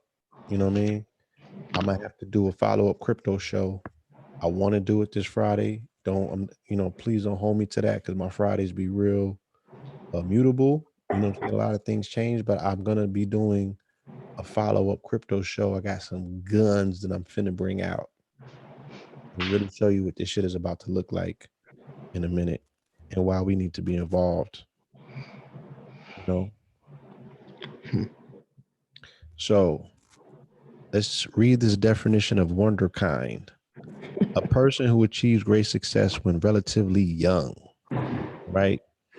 So while we started the program talking about the 6-year-old is going to Oxford and who has excelled on many levels and degrees in the process and procedures that, we're asking as homework for the family, we need you to go out there and find out. This young man was homeschooled, they said. Can anybody get in contact with his parents? Do they have an IG or Facebook? Can you inbox them and ask them, what was the curriculum that you were teaching this young man? Can we get his book list, his reading list? Can we get a sample of his daily curriculum, right? Can we get our hands on these things? And there's many of them. There's many prodigies, not just this young man, right? But we also want to dedicate tonight's show to this prodigy right here. Idris Sandu, okay? Today was his born day on the 7th, right? Because I don't play that shit. The next day changes when the sun comes up, okay? So it's going to be the 7th all night, right? That shit is retarded. I'm not going along with that retardation, right? And it's a day ahead on the continent, God damn it. And they still got to wait on us to make our minds up. Anyway, if you're not familiar with this young man, we're going to familiarize you. All right. He said, today is my 22nd born day. I don't really celebrate birthdays, but I do reflect on the blessings I've been gifted. Every year on my born day, I make a covenant with God and the universe to dedicate a portion of my life to advancing my immediate world for the gift of life I've been granted when I chose to come to this earth. This year, the covenant I made is centered around focusing my gifts and talents in areas of global impact to continue on my path, but to also service through global resolutions. Okay. Idris Sandu is going to change the world. That's what the article they wrote about this man.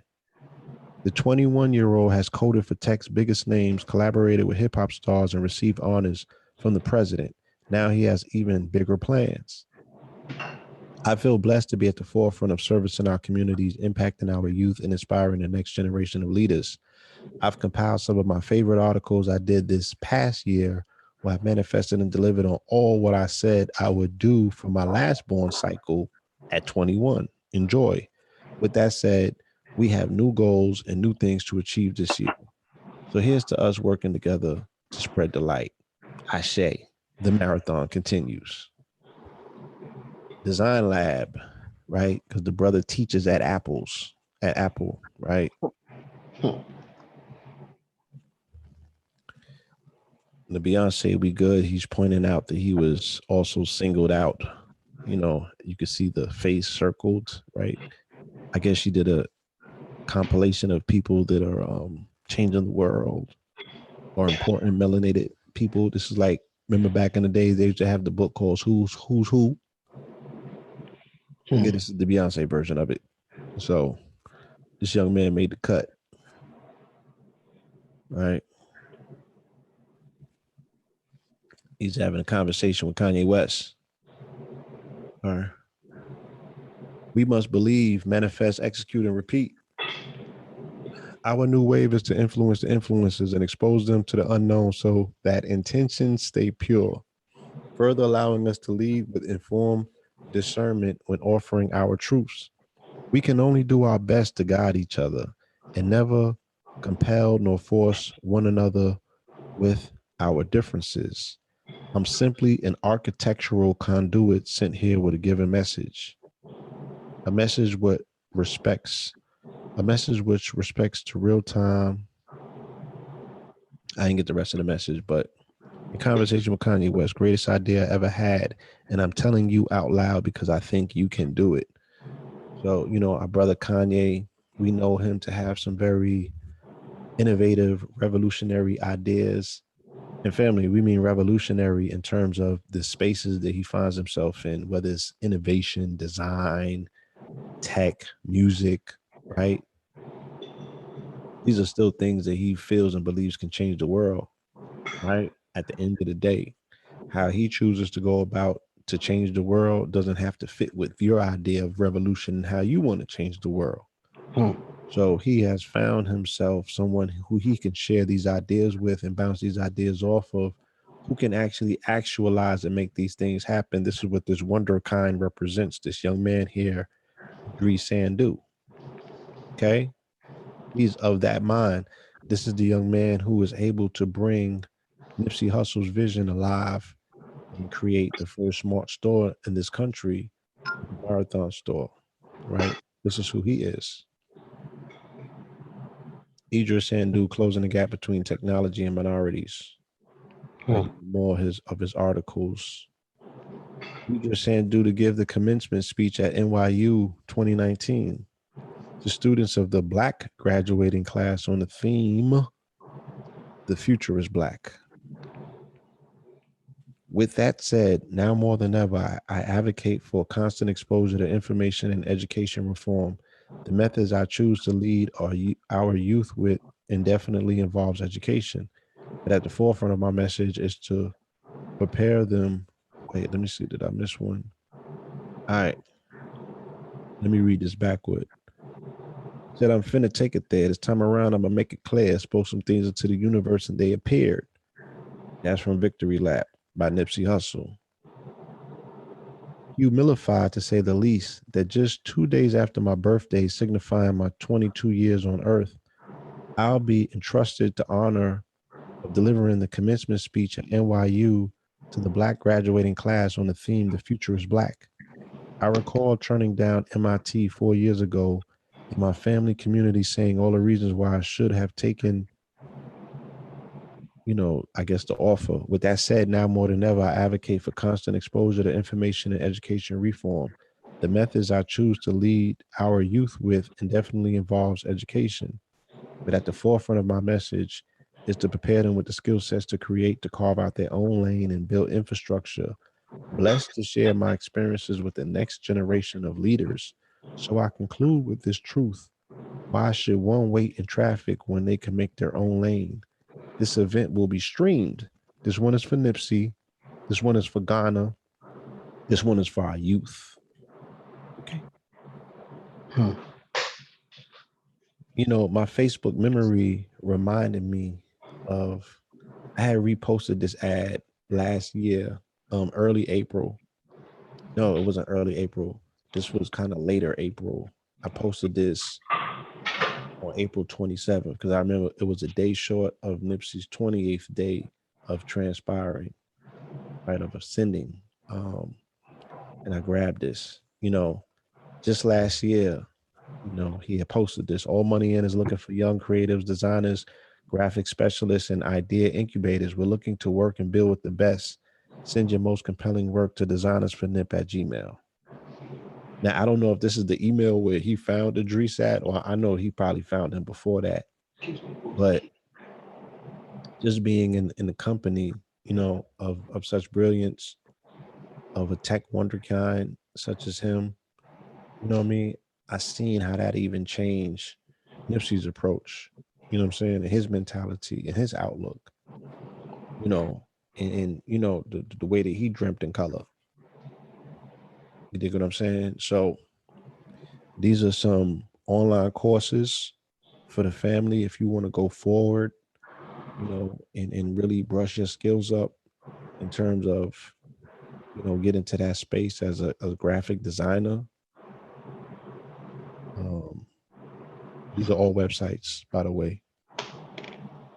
Skillshare, Allison, Udemy, Coursera, edX, Lynda, General Assembly, Udacity, Learn Smart, Code Academy, Pluralsight, Adobe TV, Future Learn, Academic Earth. Okay. Learn for free, no debt, no stress. All you pay for is Wi-Fi. You dig what I'm saying? So once again, these are solutions. If like the brother Idris said, he turned down MIT to pursue his dreams in real time because he had the skill set and he obviously had the opportunities afforded to him where he was able to take advantage of what was right in front of him. So he didn't go to school. There's a new way. There's a new classroom out here. It's on the internet. There's a new way to gain access to information in real time that can not only improve your personal life, your families, and your community. Okay.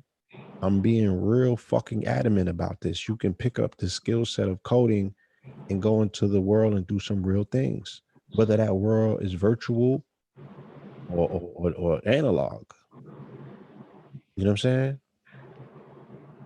These are places that you can acquire this skill set and this information for yourself, for your little ones, whoever, right? Stop with all the blood clot crying. This shit is available and it's just fucking sitting there, just like them jobs is open and they're available, and niggas is on a fucking corner still pitching rocks or doing whatever the hell niggas do. So this was the article that I was talking about, and this is my caption that I wrote. The marathon must continue by any means. If melanated people who identify themselves as belonging to a race were to get the spirit of relentless competitiveness and adopt this ethos of the marathon continues in them in whatever respective lane you are competing in, then this time next year, watch how your competition going to be saying how fair this is. That the quote unquote blacks woke up and are finally competing at an elite level and leaving everyone in the dust. That is what the now represents, a catalyst for greatness with an example to always draw strength and inspiration from instead of some bloody crack on your cross. 10 toes down. And I got attacked from that by Christians. How dare you? Dare you talk about the Messiah like that? But anyway, this young lady received grace and favor from her creator, right? Who formatted her in a way in which she would have a natural advantage when she came to this planet, because it was already part of her destiny that she was going to be competing, or an athlete. And she was giving, her grace and favor. She was given what will be considered a natural competitive edge, right? But there's advocacy if she was actually a man who chopped his penis off and wanted to become classified or designated or identified as a woman, then there's protections in place to make sure that she is referred to as a she, and she can compete as a she, and she can go and women's bat and do all that other shit. You know what I'm saying? And all of that is in place to protect that artificial grace and favor, right? But her natural grace and favor is coming under fire, and they're trying to pour water on it and put her flame out because of how she's genetically dispositioned and came to this planet, you know what I'm saying, with her grace and favor to compete. What I'm saying is that drawing from that larger narrative, we all have mutant abilities in us. We all have some supercharged shit. We all have come here with grace and favor, right? For those of us who identify with it and can extract it, you know what I'm saying, and find it and identify it and extract it and utilize it for what it's here for, and tap into that, you know what I'm saying? Get into your meta-human aspect of yourself. right? Compete at an elite level. Show the fuck up, so we can be talking about you in the article and raising your name up and giving you praise. So, because the general theme of kind of what we have spoken about on this evening has been pretty much highlighting melanated individuals that probably do not fit under the ADOS banner, or these past few shows that we've been doing here on this program, we have been highlighting people who have come from the Americas, from this diaspora, who have excelled and names that we're not familiar with, stories that we're not familiar with. We have added them to the narrative. So tonight's episode, I noticed that we spoke about a lot of people from the continent. You understand? So I wanted to utilize this opportunity to speak about or to highlight some of the names of the billionaires that come from the continent, because there are more billionaires on the continent than there are over here, melanated billionaires for that matter, right? Or for those that carry the dubious distinction of Africans, you're going to see people on this list ethnically that won't be considered what you call an African, right? But these are just social constructs at the end of the day. Same shit we're telling you with black. They told Rachel Dozier that. They said that shit is a social construct. You want to be black, you could be black. It's nothing. Right. And people still don't get it. They ain't their feelings. Right. Purely Cancerian. I get it. You see how they resonated so much with Jay-Z's freestyle when he's talking about crabs in the barrel? Not knowing that all melanated people fall under that Cancerian designation. That's what they're zodiologically yoked to.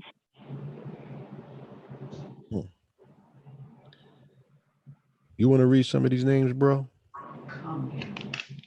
Go ahead, shoot them all. All right. Well, the number one richest melanated person in the world, right? Don Conte, ain't it? Yeah, and they ain't talking about. Yeah, they don't got niggas on the trap. I know that it's niggas in the trap that's sitting on bees, big bees. You know what I'm saying? I know niggas sitting in the trap and big bees. You know what I'm saying? Baby and them, they don't got them on the list, but we're even gonna sweat that, right? These are just niggas that's on the list. Aliko, I was trying to have you jack these. Don Conte, you good. You know how to pronounce these joints. Aliko Donkate? Yeah. I know you know how to pronounce these joints. All right, so my dude, he coming in at 10.3 Billy. You know what I'm saying? 62 of age. His joint fluctuates a lot though. Sometimes it's up to 17. He's in the cement. They were saying that about this list. They was like, yo, this shit fluctuates. Mad people that was on it ain't on it now, but they'll be back, sure enough, and X, Y, and Z. They dealing with different currencies and So he made his bread in cement, sugar, and flour. Right. He's definitely not Sabi approved, right? Mike Adenuga. Okay, Mike Adenuga. 9.2 Billy. Age 66. Origin of wealth, telecom, oil. All right. Damn, I forgot my slide. Right. We're gonna talk about Byron Allen. We just have to freestyle that.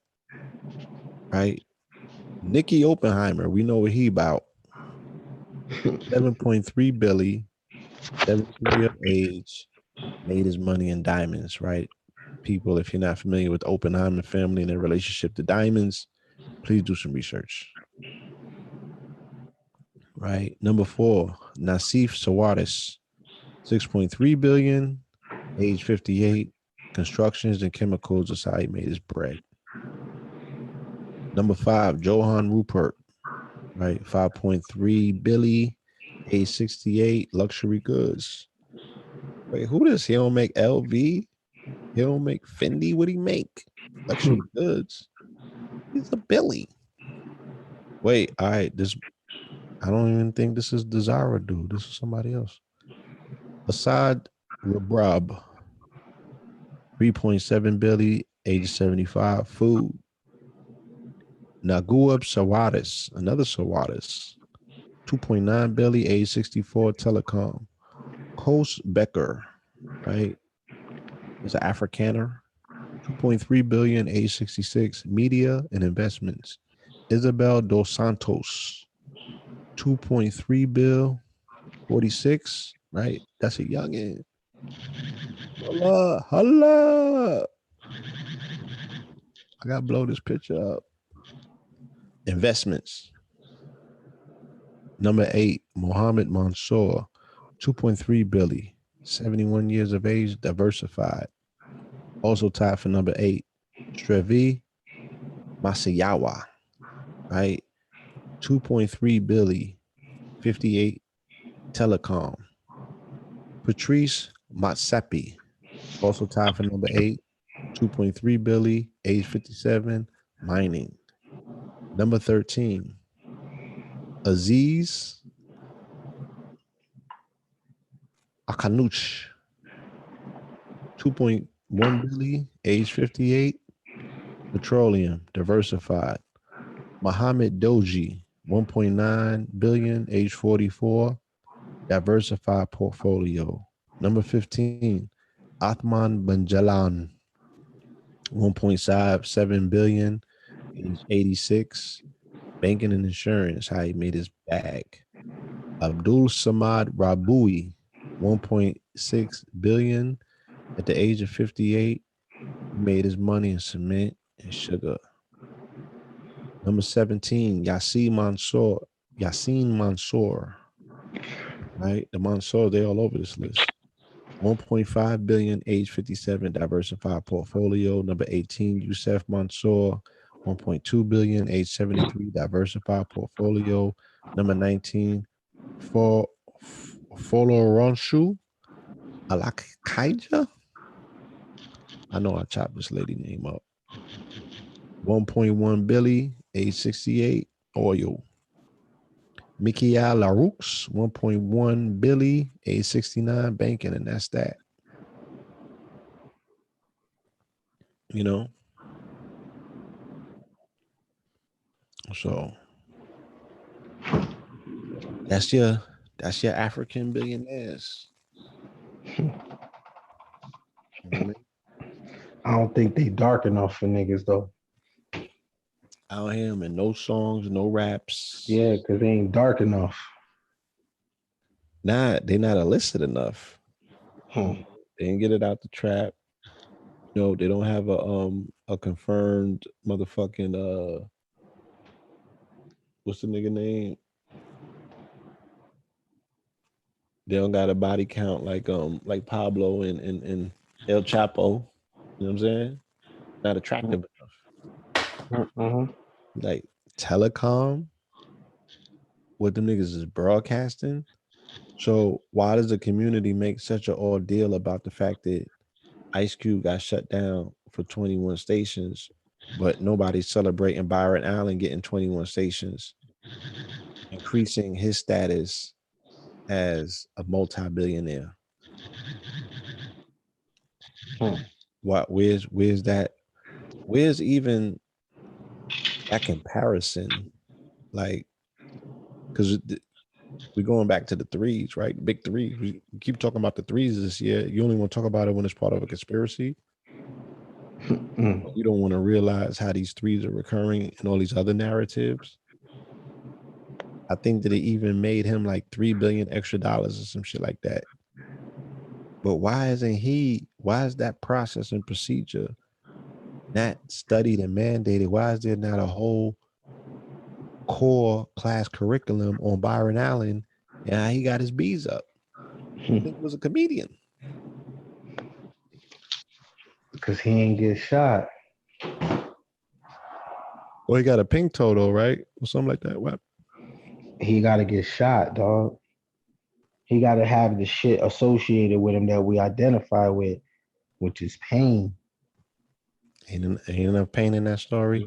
You ain't got enough pain, niggas ain't fooling with you, my nigga. Like I said in the beginning, why nobody mess with Paul Robeson? He was popping at that time. Why is his name not You know, why we not throwing his name around? Because he ain't have enough pain. He wasn't a criminal. We need that narrative. You know what I'm saying? We need that narrative, man, of hurt and pain, my nigga. Mm. That's why I said, the grace and favor don't exist because we kill it.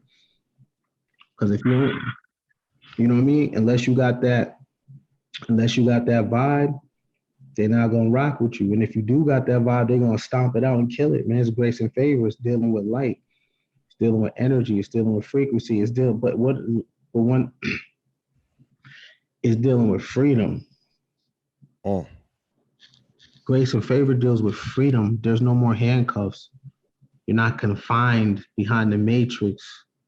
And for some reason, it's weird because black people believe in the matrix, but they don't believe the things in the black world is the matrix, though.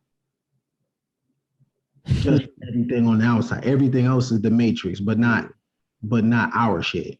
Not our culture. Huh? Nah, that's We're perfect. impervious to that shit. Talk Yeah, about. that's perfect. You know what I'm saying? That's perfect. When reality is one and the same. The matrix created it. You know what I mean? So, you know, I'm inspired when I hear those billionaires. I don't care about how dark they are. I want to know the success habits. I want to know what they do on their day to day. You want to know the I want process and procedure. in the business space, I would like to mirror them. I got my own identity and things I want to do, but in the business space, I would like to mirror them. So I want to know what their day to day looks like. You know what I'm saying? So that's grace and favor to the parents that have the child prodigy. I have a son. You know what I'm saying? And as of right now, he's not a prodigy. Maybe he might be a late bloomer, but he's not a prodigy. He's just a kid right now. You know what I'm saying? And we're working on finding his thing. You know what I mean? Right. And and I would like to talk to their parents.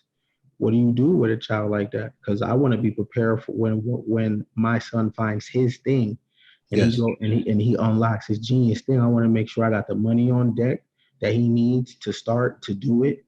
I want the education with it. You got to talk to these kind of parents. You know what I'm saying? So many times, the person that gets support is the woman that got her son got killed, and that's fine. But what about the women? What about the woman that is the mother of a genius child?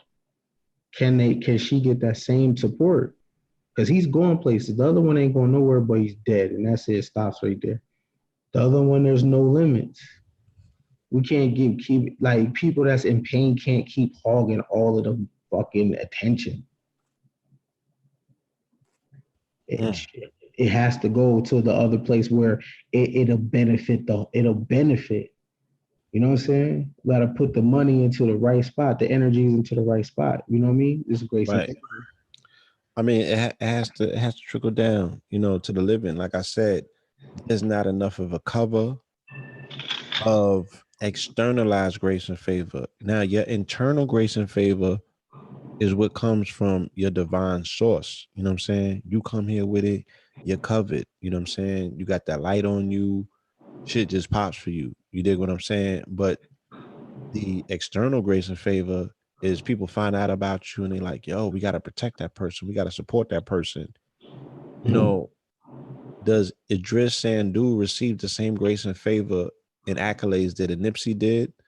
No disrespect to our brother who's no longer here with us, but Idris is still here.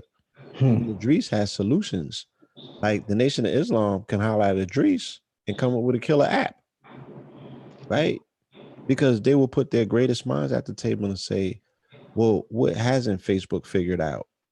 We need to come with a solution. We need to come with something that they haven't done yet that will create a killer app, a disruptor. So we don't only just create our own quote unquote social media platform, but we are creating something that's now competitive in the market, right? And these are the people that you need to speak to. So if, once again, if Nipsey got killed, conspiratorial wise for a documentary, then the people should be concerned with the people that are in that documentary. If he got killed for cryptocurrency or advocating tech, then people should be concerned with or covering the people in that space that, you know what I mean, are still around dealing with cryptocurrency and tech. If he got killed for his genius dealing with record labels and telling people to integrate vertically and X, Y, and Z, then you know, because Prince is gone and Michael and everybody else own their masters and shit. You should be looking after Titty Boy, Two Chains, and who else got their masters recently? Some other people I seen pop their head up and say they had their masters. Chris Brown, and a few other these artists, Jay-Z, a few artists that got their masters, then they should be covered and receive a level of grace and favor. So, 6, 8, 10 months from now, we not boo-hooing on social media about, they took such and such. And, they forged the documents and now they went and got the catalog and, what I'm saying? They, families in court and they can't get this and they can't get that and they snatch this and snatch, like, this shit is just, it's a repetitive story that's crazy. It just sounds crazy. And nobody got wills, but yet they have blockchain out here. You can have a will on a blockchain. It can never be, you know what I'm saying? So there's solutions to every problem. We're not identifying what the solutions are. Right, family? You can make a virtual will and put it on blockchain and it can never be interfered with or tampered with. You understand what I'm saying? In real time. So I use the word vertical integration. Nipsey used it in a song. You know what I mean? The shit sound very fly, but do we understand what it means? You know what I'm saying? We're gonna have to start going into some of these lyrics and stripping them down and saying, well, what exactly was this brother on? What was he talking about? And how can we explain it to people in real time in the business sense so they can move into this space as well? It's not just cool enough that you know the lyrics. You need to know what these lyrics are about. So vertical integration versus horizontal integration. Vertical means the company owns all of the businesses it depends on for operation. Horizontal integration means the company buys out firms that do the same business to create one large corporation, right? That's a conglomerate. That is acquisitions and mergers. You know what I'm saying? As you become the big, you the big kahuna and you eating all the little small fish. Example, Carnegie, coal mines, limestone quarries, iron ore fields. Examples, Rockefeller, own 90% of oil refining industry by buying out competition. Okay. Vertical integration, expansion to serve its own needs. You want to share the lyric? Did Nip popularize with the vertical integration? Also, let's add some context to that too. When me and you was at the Damon Johns Academy, they talked about vertical growth. Yes. So vertical integrating vertical means that also wherever you're plugged into, you're gonna go vertical and not horizontal.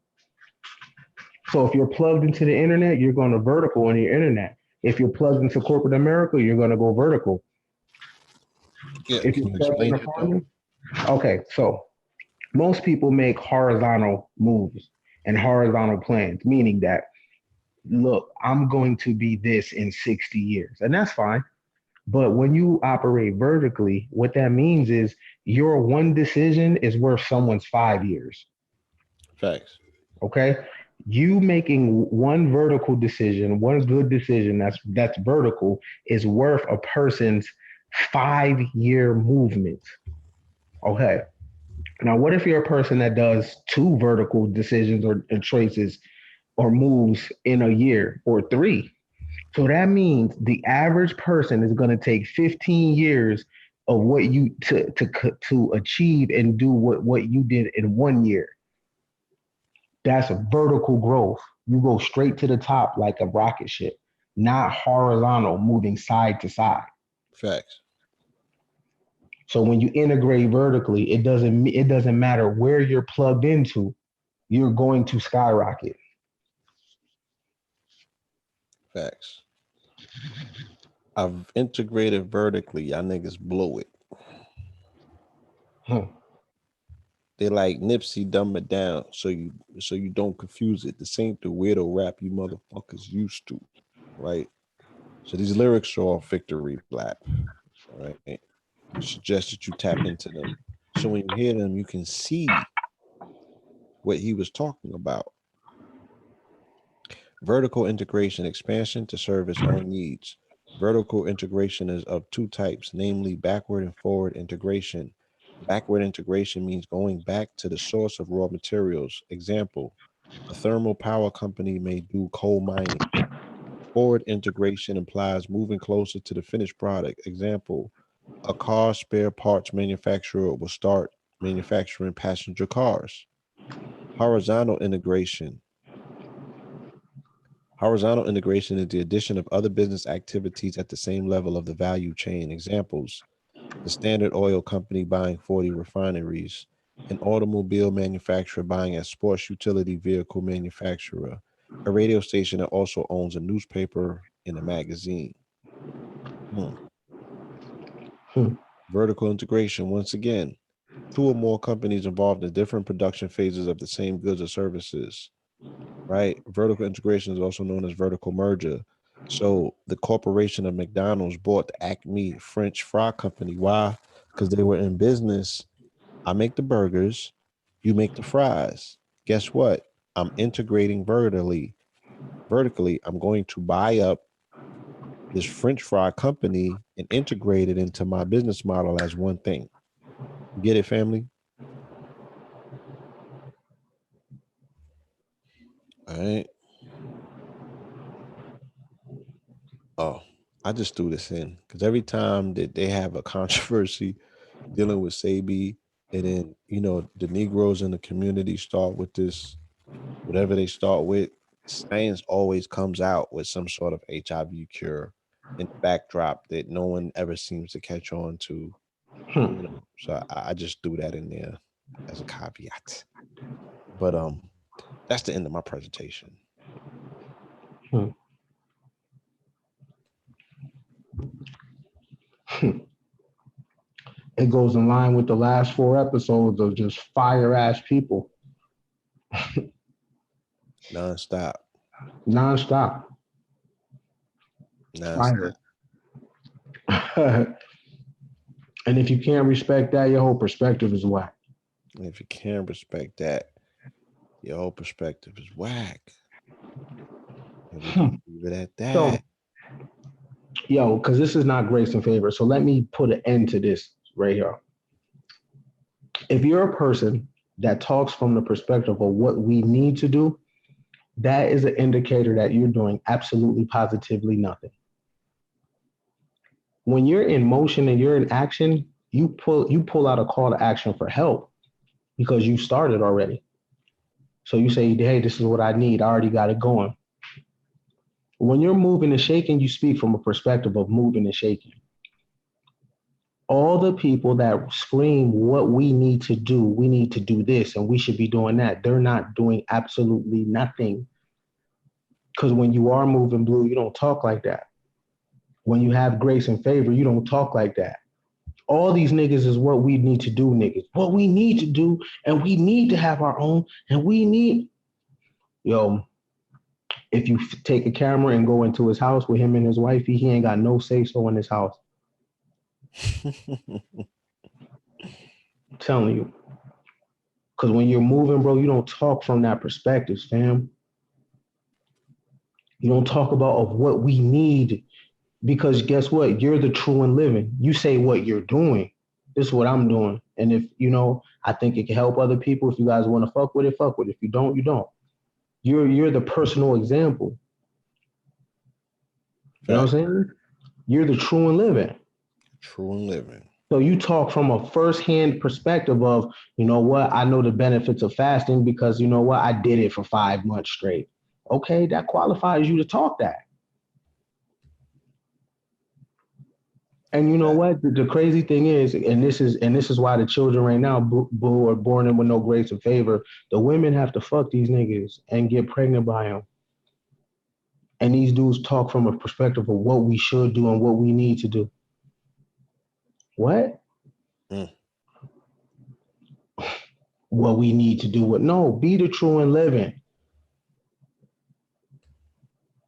If Malcolm said something, it's because he was doing it. If you know what I'm saying, if Garvey said something, it's because he was doing it. It's what I'm doing. I'm the true and living of what I'm talking about.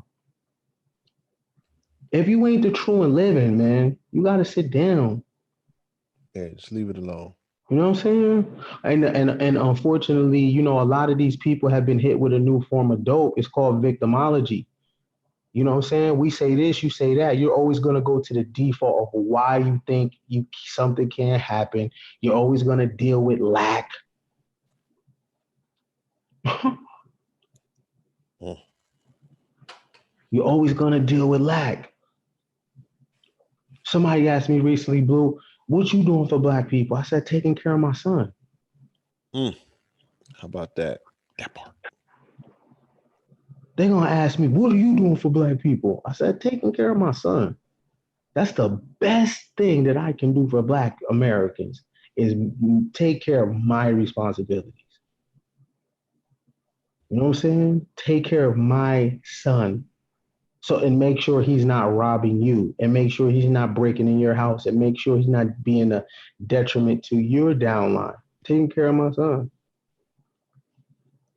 Yeah. right? That's personal accountability. That's grace and favor. You're manning your turf. You're taking full accountability and responsibility for everything that's happening in your life and how it turns out. I know that's a hard thing. That's a hard thing, but that's what adults do. No matter the condition, you know what I mean? No matter the condition, fam, you at the center of it. Like, you know what? I'm gonna handle whatever life throws at me. That's grace and favor. that's that's grace and favor. You know what I mean? And the thing about it is, Blue, those names that you mentioned, those billionaires, that prodigy child, you know what I'm saying? All those people that have a covering over their lives, it ain't for everybody to know them because guess what, Blue? The people that's showing up and celebrating them is the people that so showing up and celebrate them. And from this perspective, I don't expect the permanent underclass to know anything about what's going on in the world. Mm. Paul Claude Anderson said it's a permanent underclass, so it's a permanent underclass. Go debate with him. He said it. He said it. You know what I'm saying? So I don't expect the permanent underclass to know about certain things, man. Period. Mm. Period. It's the permanent underclass.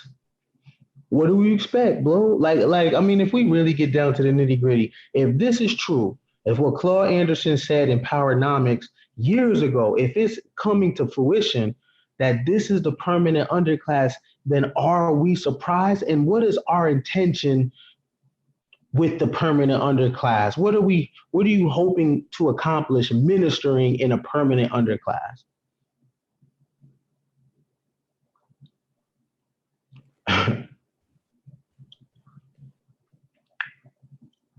A question that everybody want to think about. Because you got to know what a win looks like.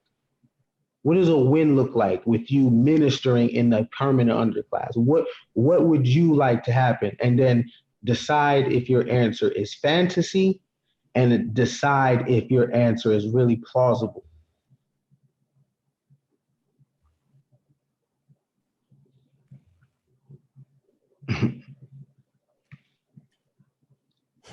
That's something to think about. And again, holla at Claude Anderson. He said, if black people don't get themselves together, there'll be a permanent underclass. And based on what y'all tell me, Black people ain't got themselves together. Okay. Mm. I'm just saying. That's Right. Blue. Blue. Claude Anderson said that. That's not my words. Yeah. Claude, he said it. He did say it. And You he know, had a lot of data for why he thought what he thought.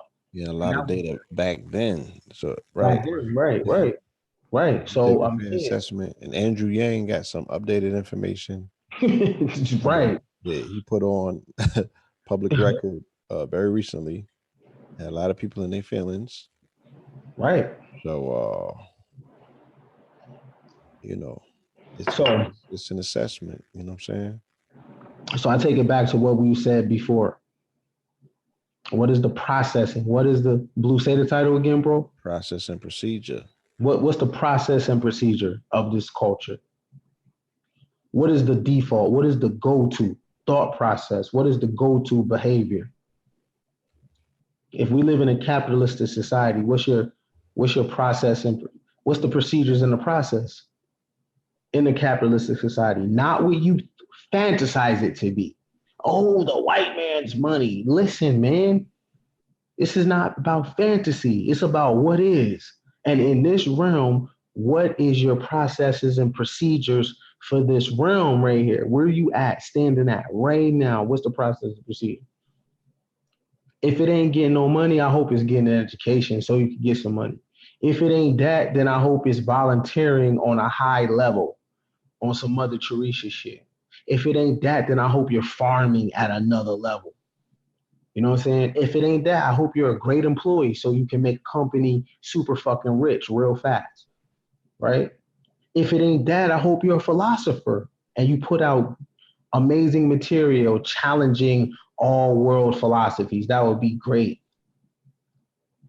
If it ain't that, I hope you're the best doctor or the best lawyer.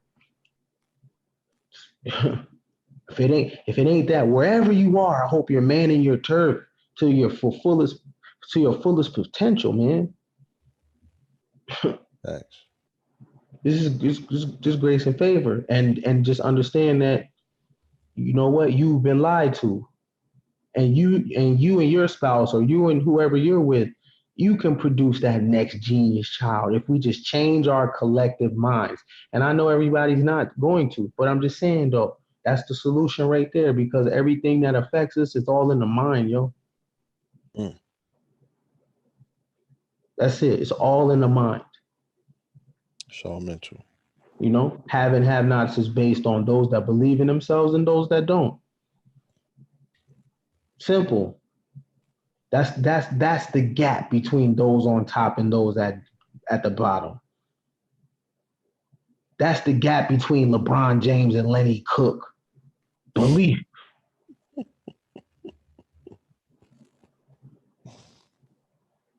That's the gap between Charles Jones and Stephon Marbury, sold in the whole shit. Belief, nigga. I'm speaking some shit you niggas don't even know about. Know about no soul in the whole soundtrack. Stop playing. It's all in the old nigga. You niggas ain't listening to Shaheem. Man, child. Fuck out of here. Stop playing. You niggas ain't listening to Grave Diggers and Killer Army.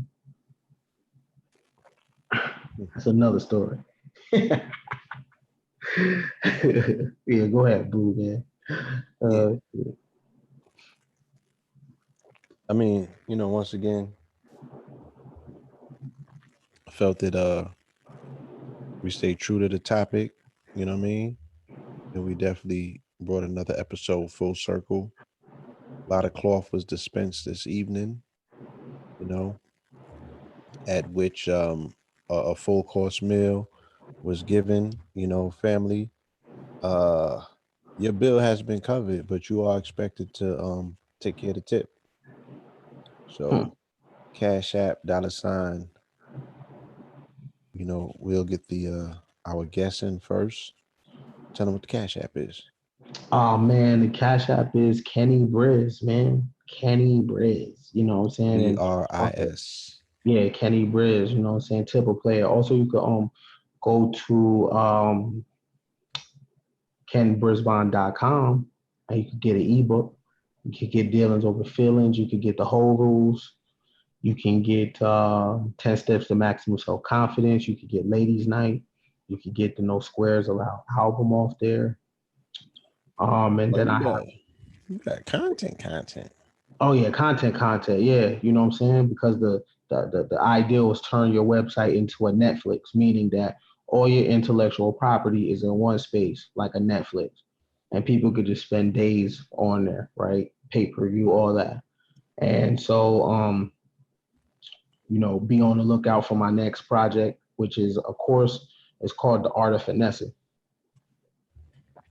Woo. Yeah, so that's what I'm working on right now. Okay. It's called The Art of Finessing. You know what I mean? And that'll be downloadable. So, my business model is I'm gonna share with y'all my business model, and y'all can take it and run with it. But thank me later somewhere, preferably with some fucking money. But if you don't got the money, you could just say thanks, brother. That's fine too. But I'd rather have the fucking cake. Um, my business model is create, upload, sell. That means that everything you create, you upload it and you sell it. All right. I don't have no physical copies of anything I do except on a hard drive. I'm betting on the internet. If the internet fails, we all fail. That's what I'm betting on. So I'm following the wave. So I'm creating content, and the only thing I'm doing, my overhead is cost up front instead of operating costs. I'm sorry, cost up front is my time. Mm-hmm. My operating cost right now is time up front to create the product, but I don't. But I'm not putting money up for real, and until I get to the ads part, or if I want to get a PR to work my project, right? So when you follow the format that I developed of create, upload, sell, you don't touch the dope. You just move it and you upload it to all the platforms. Mm-hmm. All right. So understand something like your story. That's a blog. Create, upload, sell it. Go back to the video that we did from this video and look at landing pages. So right now, a lot of you have PDF files. A lot of you have songs that you've never released. You have unreleased content and material. Use that content and material for free. Repackage it. Okay. Repackage it and put it out there for free in exchange for emails. That'll give you direct access to everybody that fucks with you. And you'll be able to keep them updated with all changes, events that you have going on, all that. Okay. But with the bot model of create, upload, sell, that's all your intellectual property in a cloud. Because understand, we're moving into a reality where everything is hand free, and you look kind of odd running around with brick and mortar content. Because if you do a whole book run right now what? You got to figure out how you're going to sell it, or else you're just sitting with inventory in your house. But That's a when fact. you when you follow this formula, create, upload, sell, you can travel and you don't have to bring inventory to you because the person can get it right off their phone. You know what I'm saying? I mean, if you are an entrepreneur and you don't do cross country vending, you know what it's like to travel with a big suitcase, hoping that the airline or the bus company don't leave your bag because you don't put all your money into the inventory, and you're not gonna Fact. have no money until you sell the shit. Fact. Or so they relocate the shit that they done lost. And you You sitting know there what stupid I'm at your lecture, like, yeah, my box ain't make it here with me, but saying? Yeah. You let me get the praying, email. you praying that they put your bag on the right location. Mm-hmm. You know what I'm Yeah. saying? So In the now, future, you know, but, but or um, with create, upload, sell, what that does, it alleviates that problem because all your content could be right on the phone. Now that's important, y'all, because you got to know where everybody hangs out. Nobody's at everybody's online dating. Everybody chills out on the phone. So you want to be able to give or create content that'll go directly to where they hang out at on the phone. So that's streaming, that's downloads, that's PDF files, MP3 files, all that shit. Don't live on social media, work on social media. So yeah, you could go to KenBrisbon.com. You know what I mean? Show me some love. Do that like that. And like I said, Cash App Kenny Briz. And then, you know, look out for my next joint, The Art of Hustling. You know what I'm saying? And that will not be no physical copies. That'll be something straight that you can download on your phone. Okay, one more thing, Blue. Also, make sure that your focus in your business is scaling. You know what I'm saying? So one of the troubles that I had in my business was that my products, I was giving maximum effort to, and my all my products was low priced. You know what I'm saying? Ebooks at $9, and then the highest price from there is $12. That's not a good scale. Like this, the thing that separates my most expensive product to my cheapest product is only $3. That's Mm-hmm. not a good look. So what we want to do is we want to scale. So we want to go. So I'm telling you what I'm going to do, and you'll see me do it, right? So my next course will be my next thing that I'll do will be around like $30. So that allows me to go from my lowest product $9 to my highest product $30. Okay, cool. That puts me in the middle range, right? Now that's a good number, especially if it's moving good volume, right? Especially if it's moving fast. That's great. That means I can make $1,000 a day. That's just for real. That should be everybody's goal. That gets you to okay. You know what I'm saying? $1,000 A $1,000 a day. day. Shit. Okay. So but the key is to actually have $100 product that you can sell. Mm-hmm. Fact. That's when your hustle, your business, everything starts opening up for you. When you can sell things by the hundred, that's scaling right there. And Mm-hmm. then you also have product that's $5. You Mm-hmm. know? So that's what everybody should focus on. All right, don't get comfortable in what you're selling right now. Figure out how you can scale. You know what I'm saying? What's your most expensive product? And if it's $10, that's fine. That's fine if you're McDonald's. McDonald's sells dollar menu, but they're moved. Look at the volume that they're moving. Mm-hmm. But if you can't move that volume, it's just like you in the dope game selling mix out there. You with the bottom feeders, man. You in the way. You gonna be shot or you going to jail.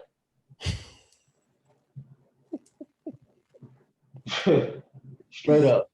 Facts. You know what I'm saying? You're gonna get shot, you're going to jail. So yeah, create, upload, sell. That's my formula. You know what I mean? Y'all can't take it because I already did my shit on it, but you can use the philosophy. So that means you'll be online with an agenda. Factory. You know what I mean? You'll be online with an agenda. And also, if you need any kind of mentorships, this is pay as you go. You can hit my hotline. I got a hotline, a 800 number, 888-565-8734. That line is 24 hours. I wake up out my sleep when that bat phone ring. It is 99 cents a minute. You know what I'm saying? The elite business coaches and shit like that charge you $30,000. Hey Blue, when we was at the Damon Johns event, how much did they say for a real official business plan? What was they talking about? Like 50? Some crazy Yeah, shit. 30 to $50,000 for an official Man, business plan. how about that? Come on, man. Do you hear what I said? How about that? 30 to 50,000 for an official business plan. Come on, bro. You know what I'm saying? So yeah, all that. You know what I mean? Just wanted to give a few plugs. Appreciate y'all. Appreciate you, Blue. You already know. Yes, indeed. $ Blue Pillar 44 family. SoulGoldBiz.com. SoleGoldBiz.com. We got $100 products up there too. You dig? All right. Go get you some of this Soul Gold in real time. And I got a slew of new things on the way. I'm over here working. Trust me when I tell you. You dig what I'm saying? So in the meantime, in between time, show your appreciation. $ Blue Pillar 44. solobiz.com.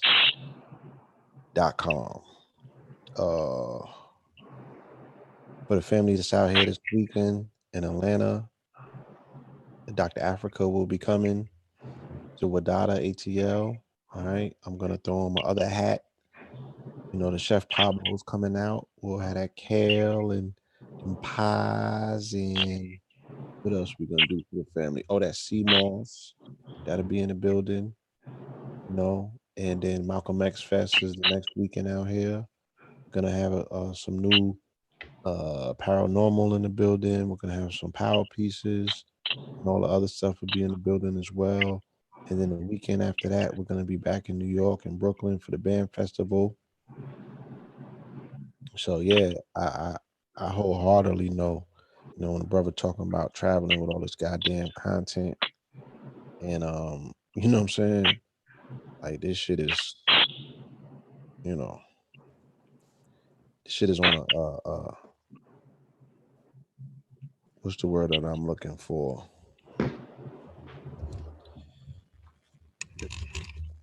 It's on a timer. On a timer. Because I'm not looking to have none of that freeing up all that product.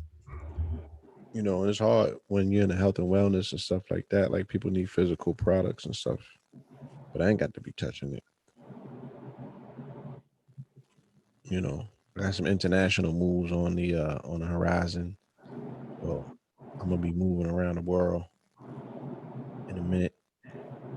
And all of the rest of the stuff is gonna be automated.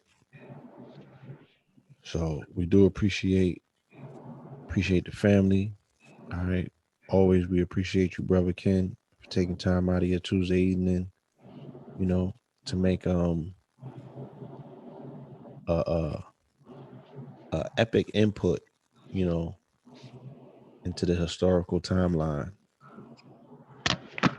Oh man, this is what we do. You know what I'm saying? This ain't nothing but conversations with me and you have on Dolo. Yeah, You know, yeah, yeah. you know, And we letting people get privy to it and just hopefully, you know what I'm saying, someone got a breakthrough. Yo, cause this is the thing, boo, right? You know, I know you've been putting it down for years. I know you ready yeah, for the people that you've been talking to come back and start seeding. Like, all right, you know what I'm saying? If you know, if you took some advice from me 10 years ago, then you should have took that shit and ran. And fact then now you should be able to come back, like, because you gave front end value. So now you should be able to get value on the back end. on the back end. You know what I'm saying? So come on, man. Y'all got to do work too, man. Y'all can't just, you know what I'm saying, you call people master teachers. Not saying I'm one, but you call people master teachers and shit like that, but then y'all ain't do shit with your life.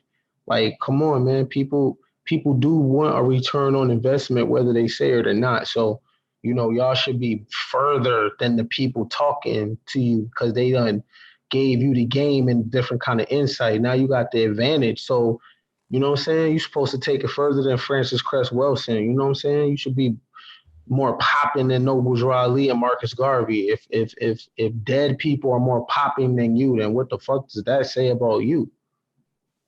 You know what I'm saying? Like Indeed.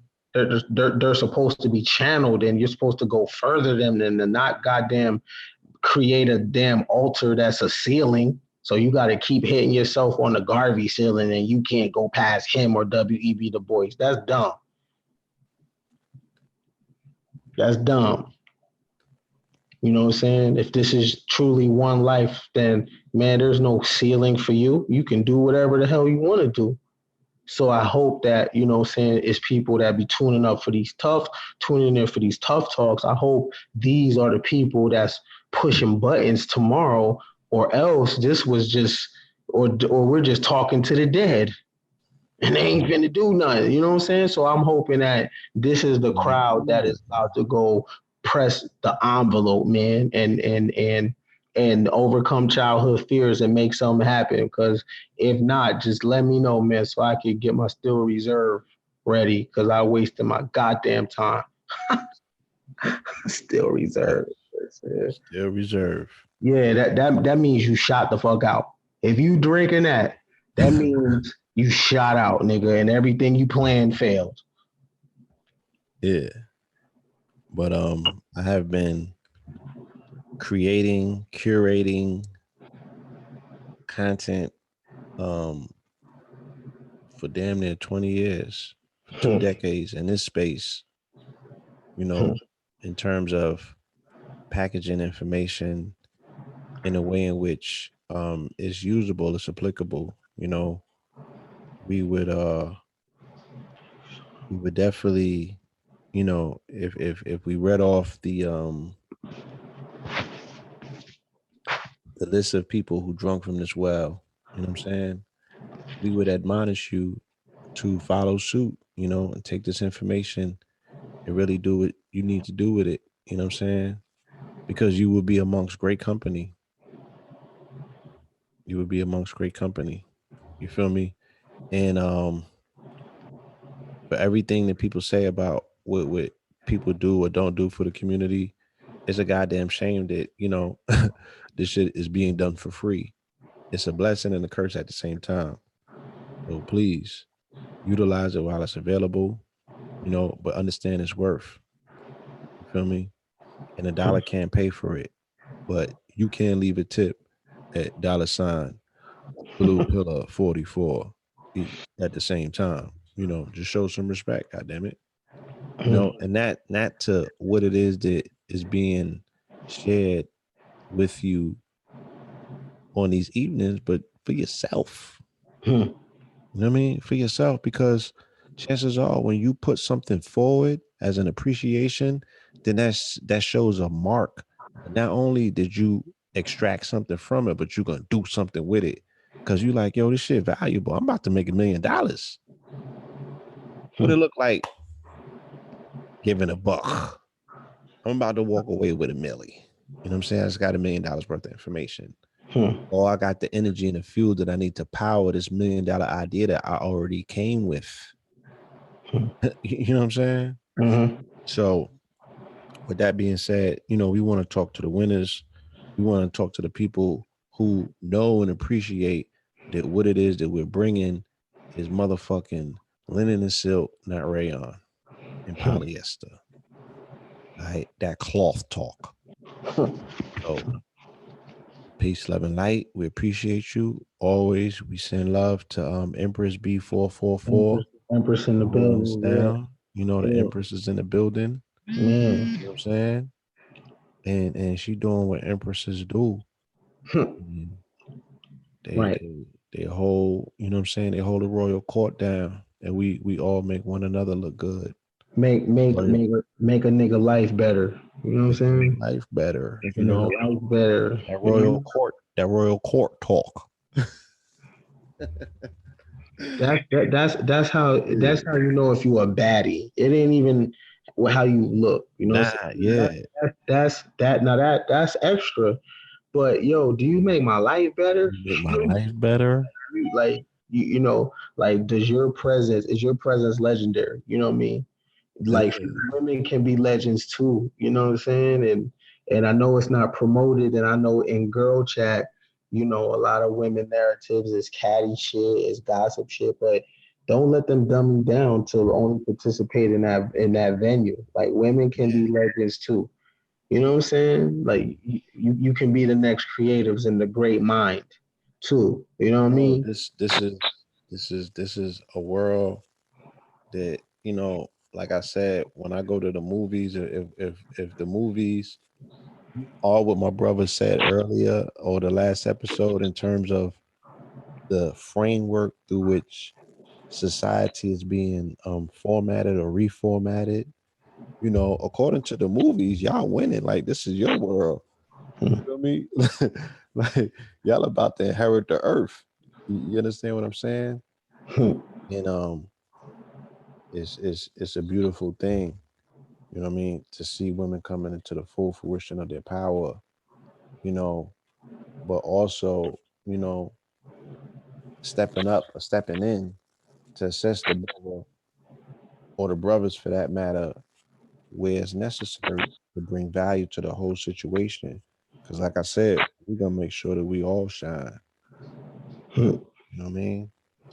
And that's what it's about at the end of the day.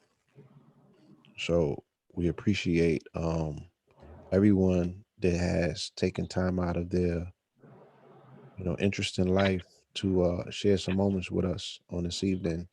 Those is gonna catch it in the archive. Shout out to you as well. Shout out to the brother Red Pill.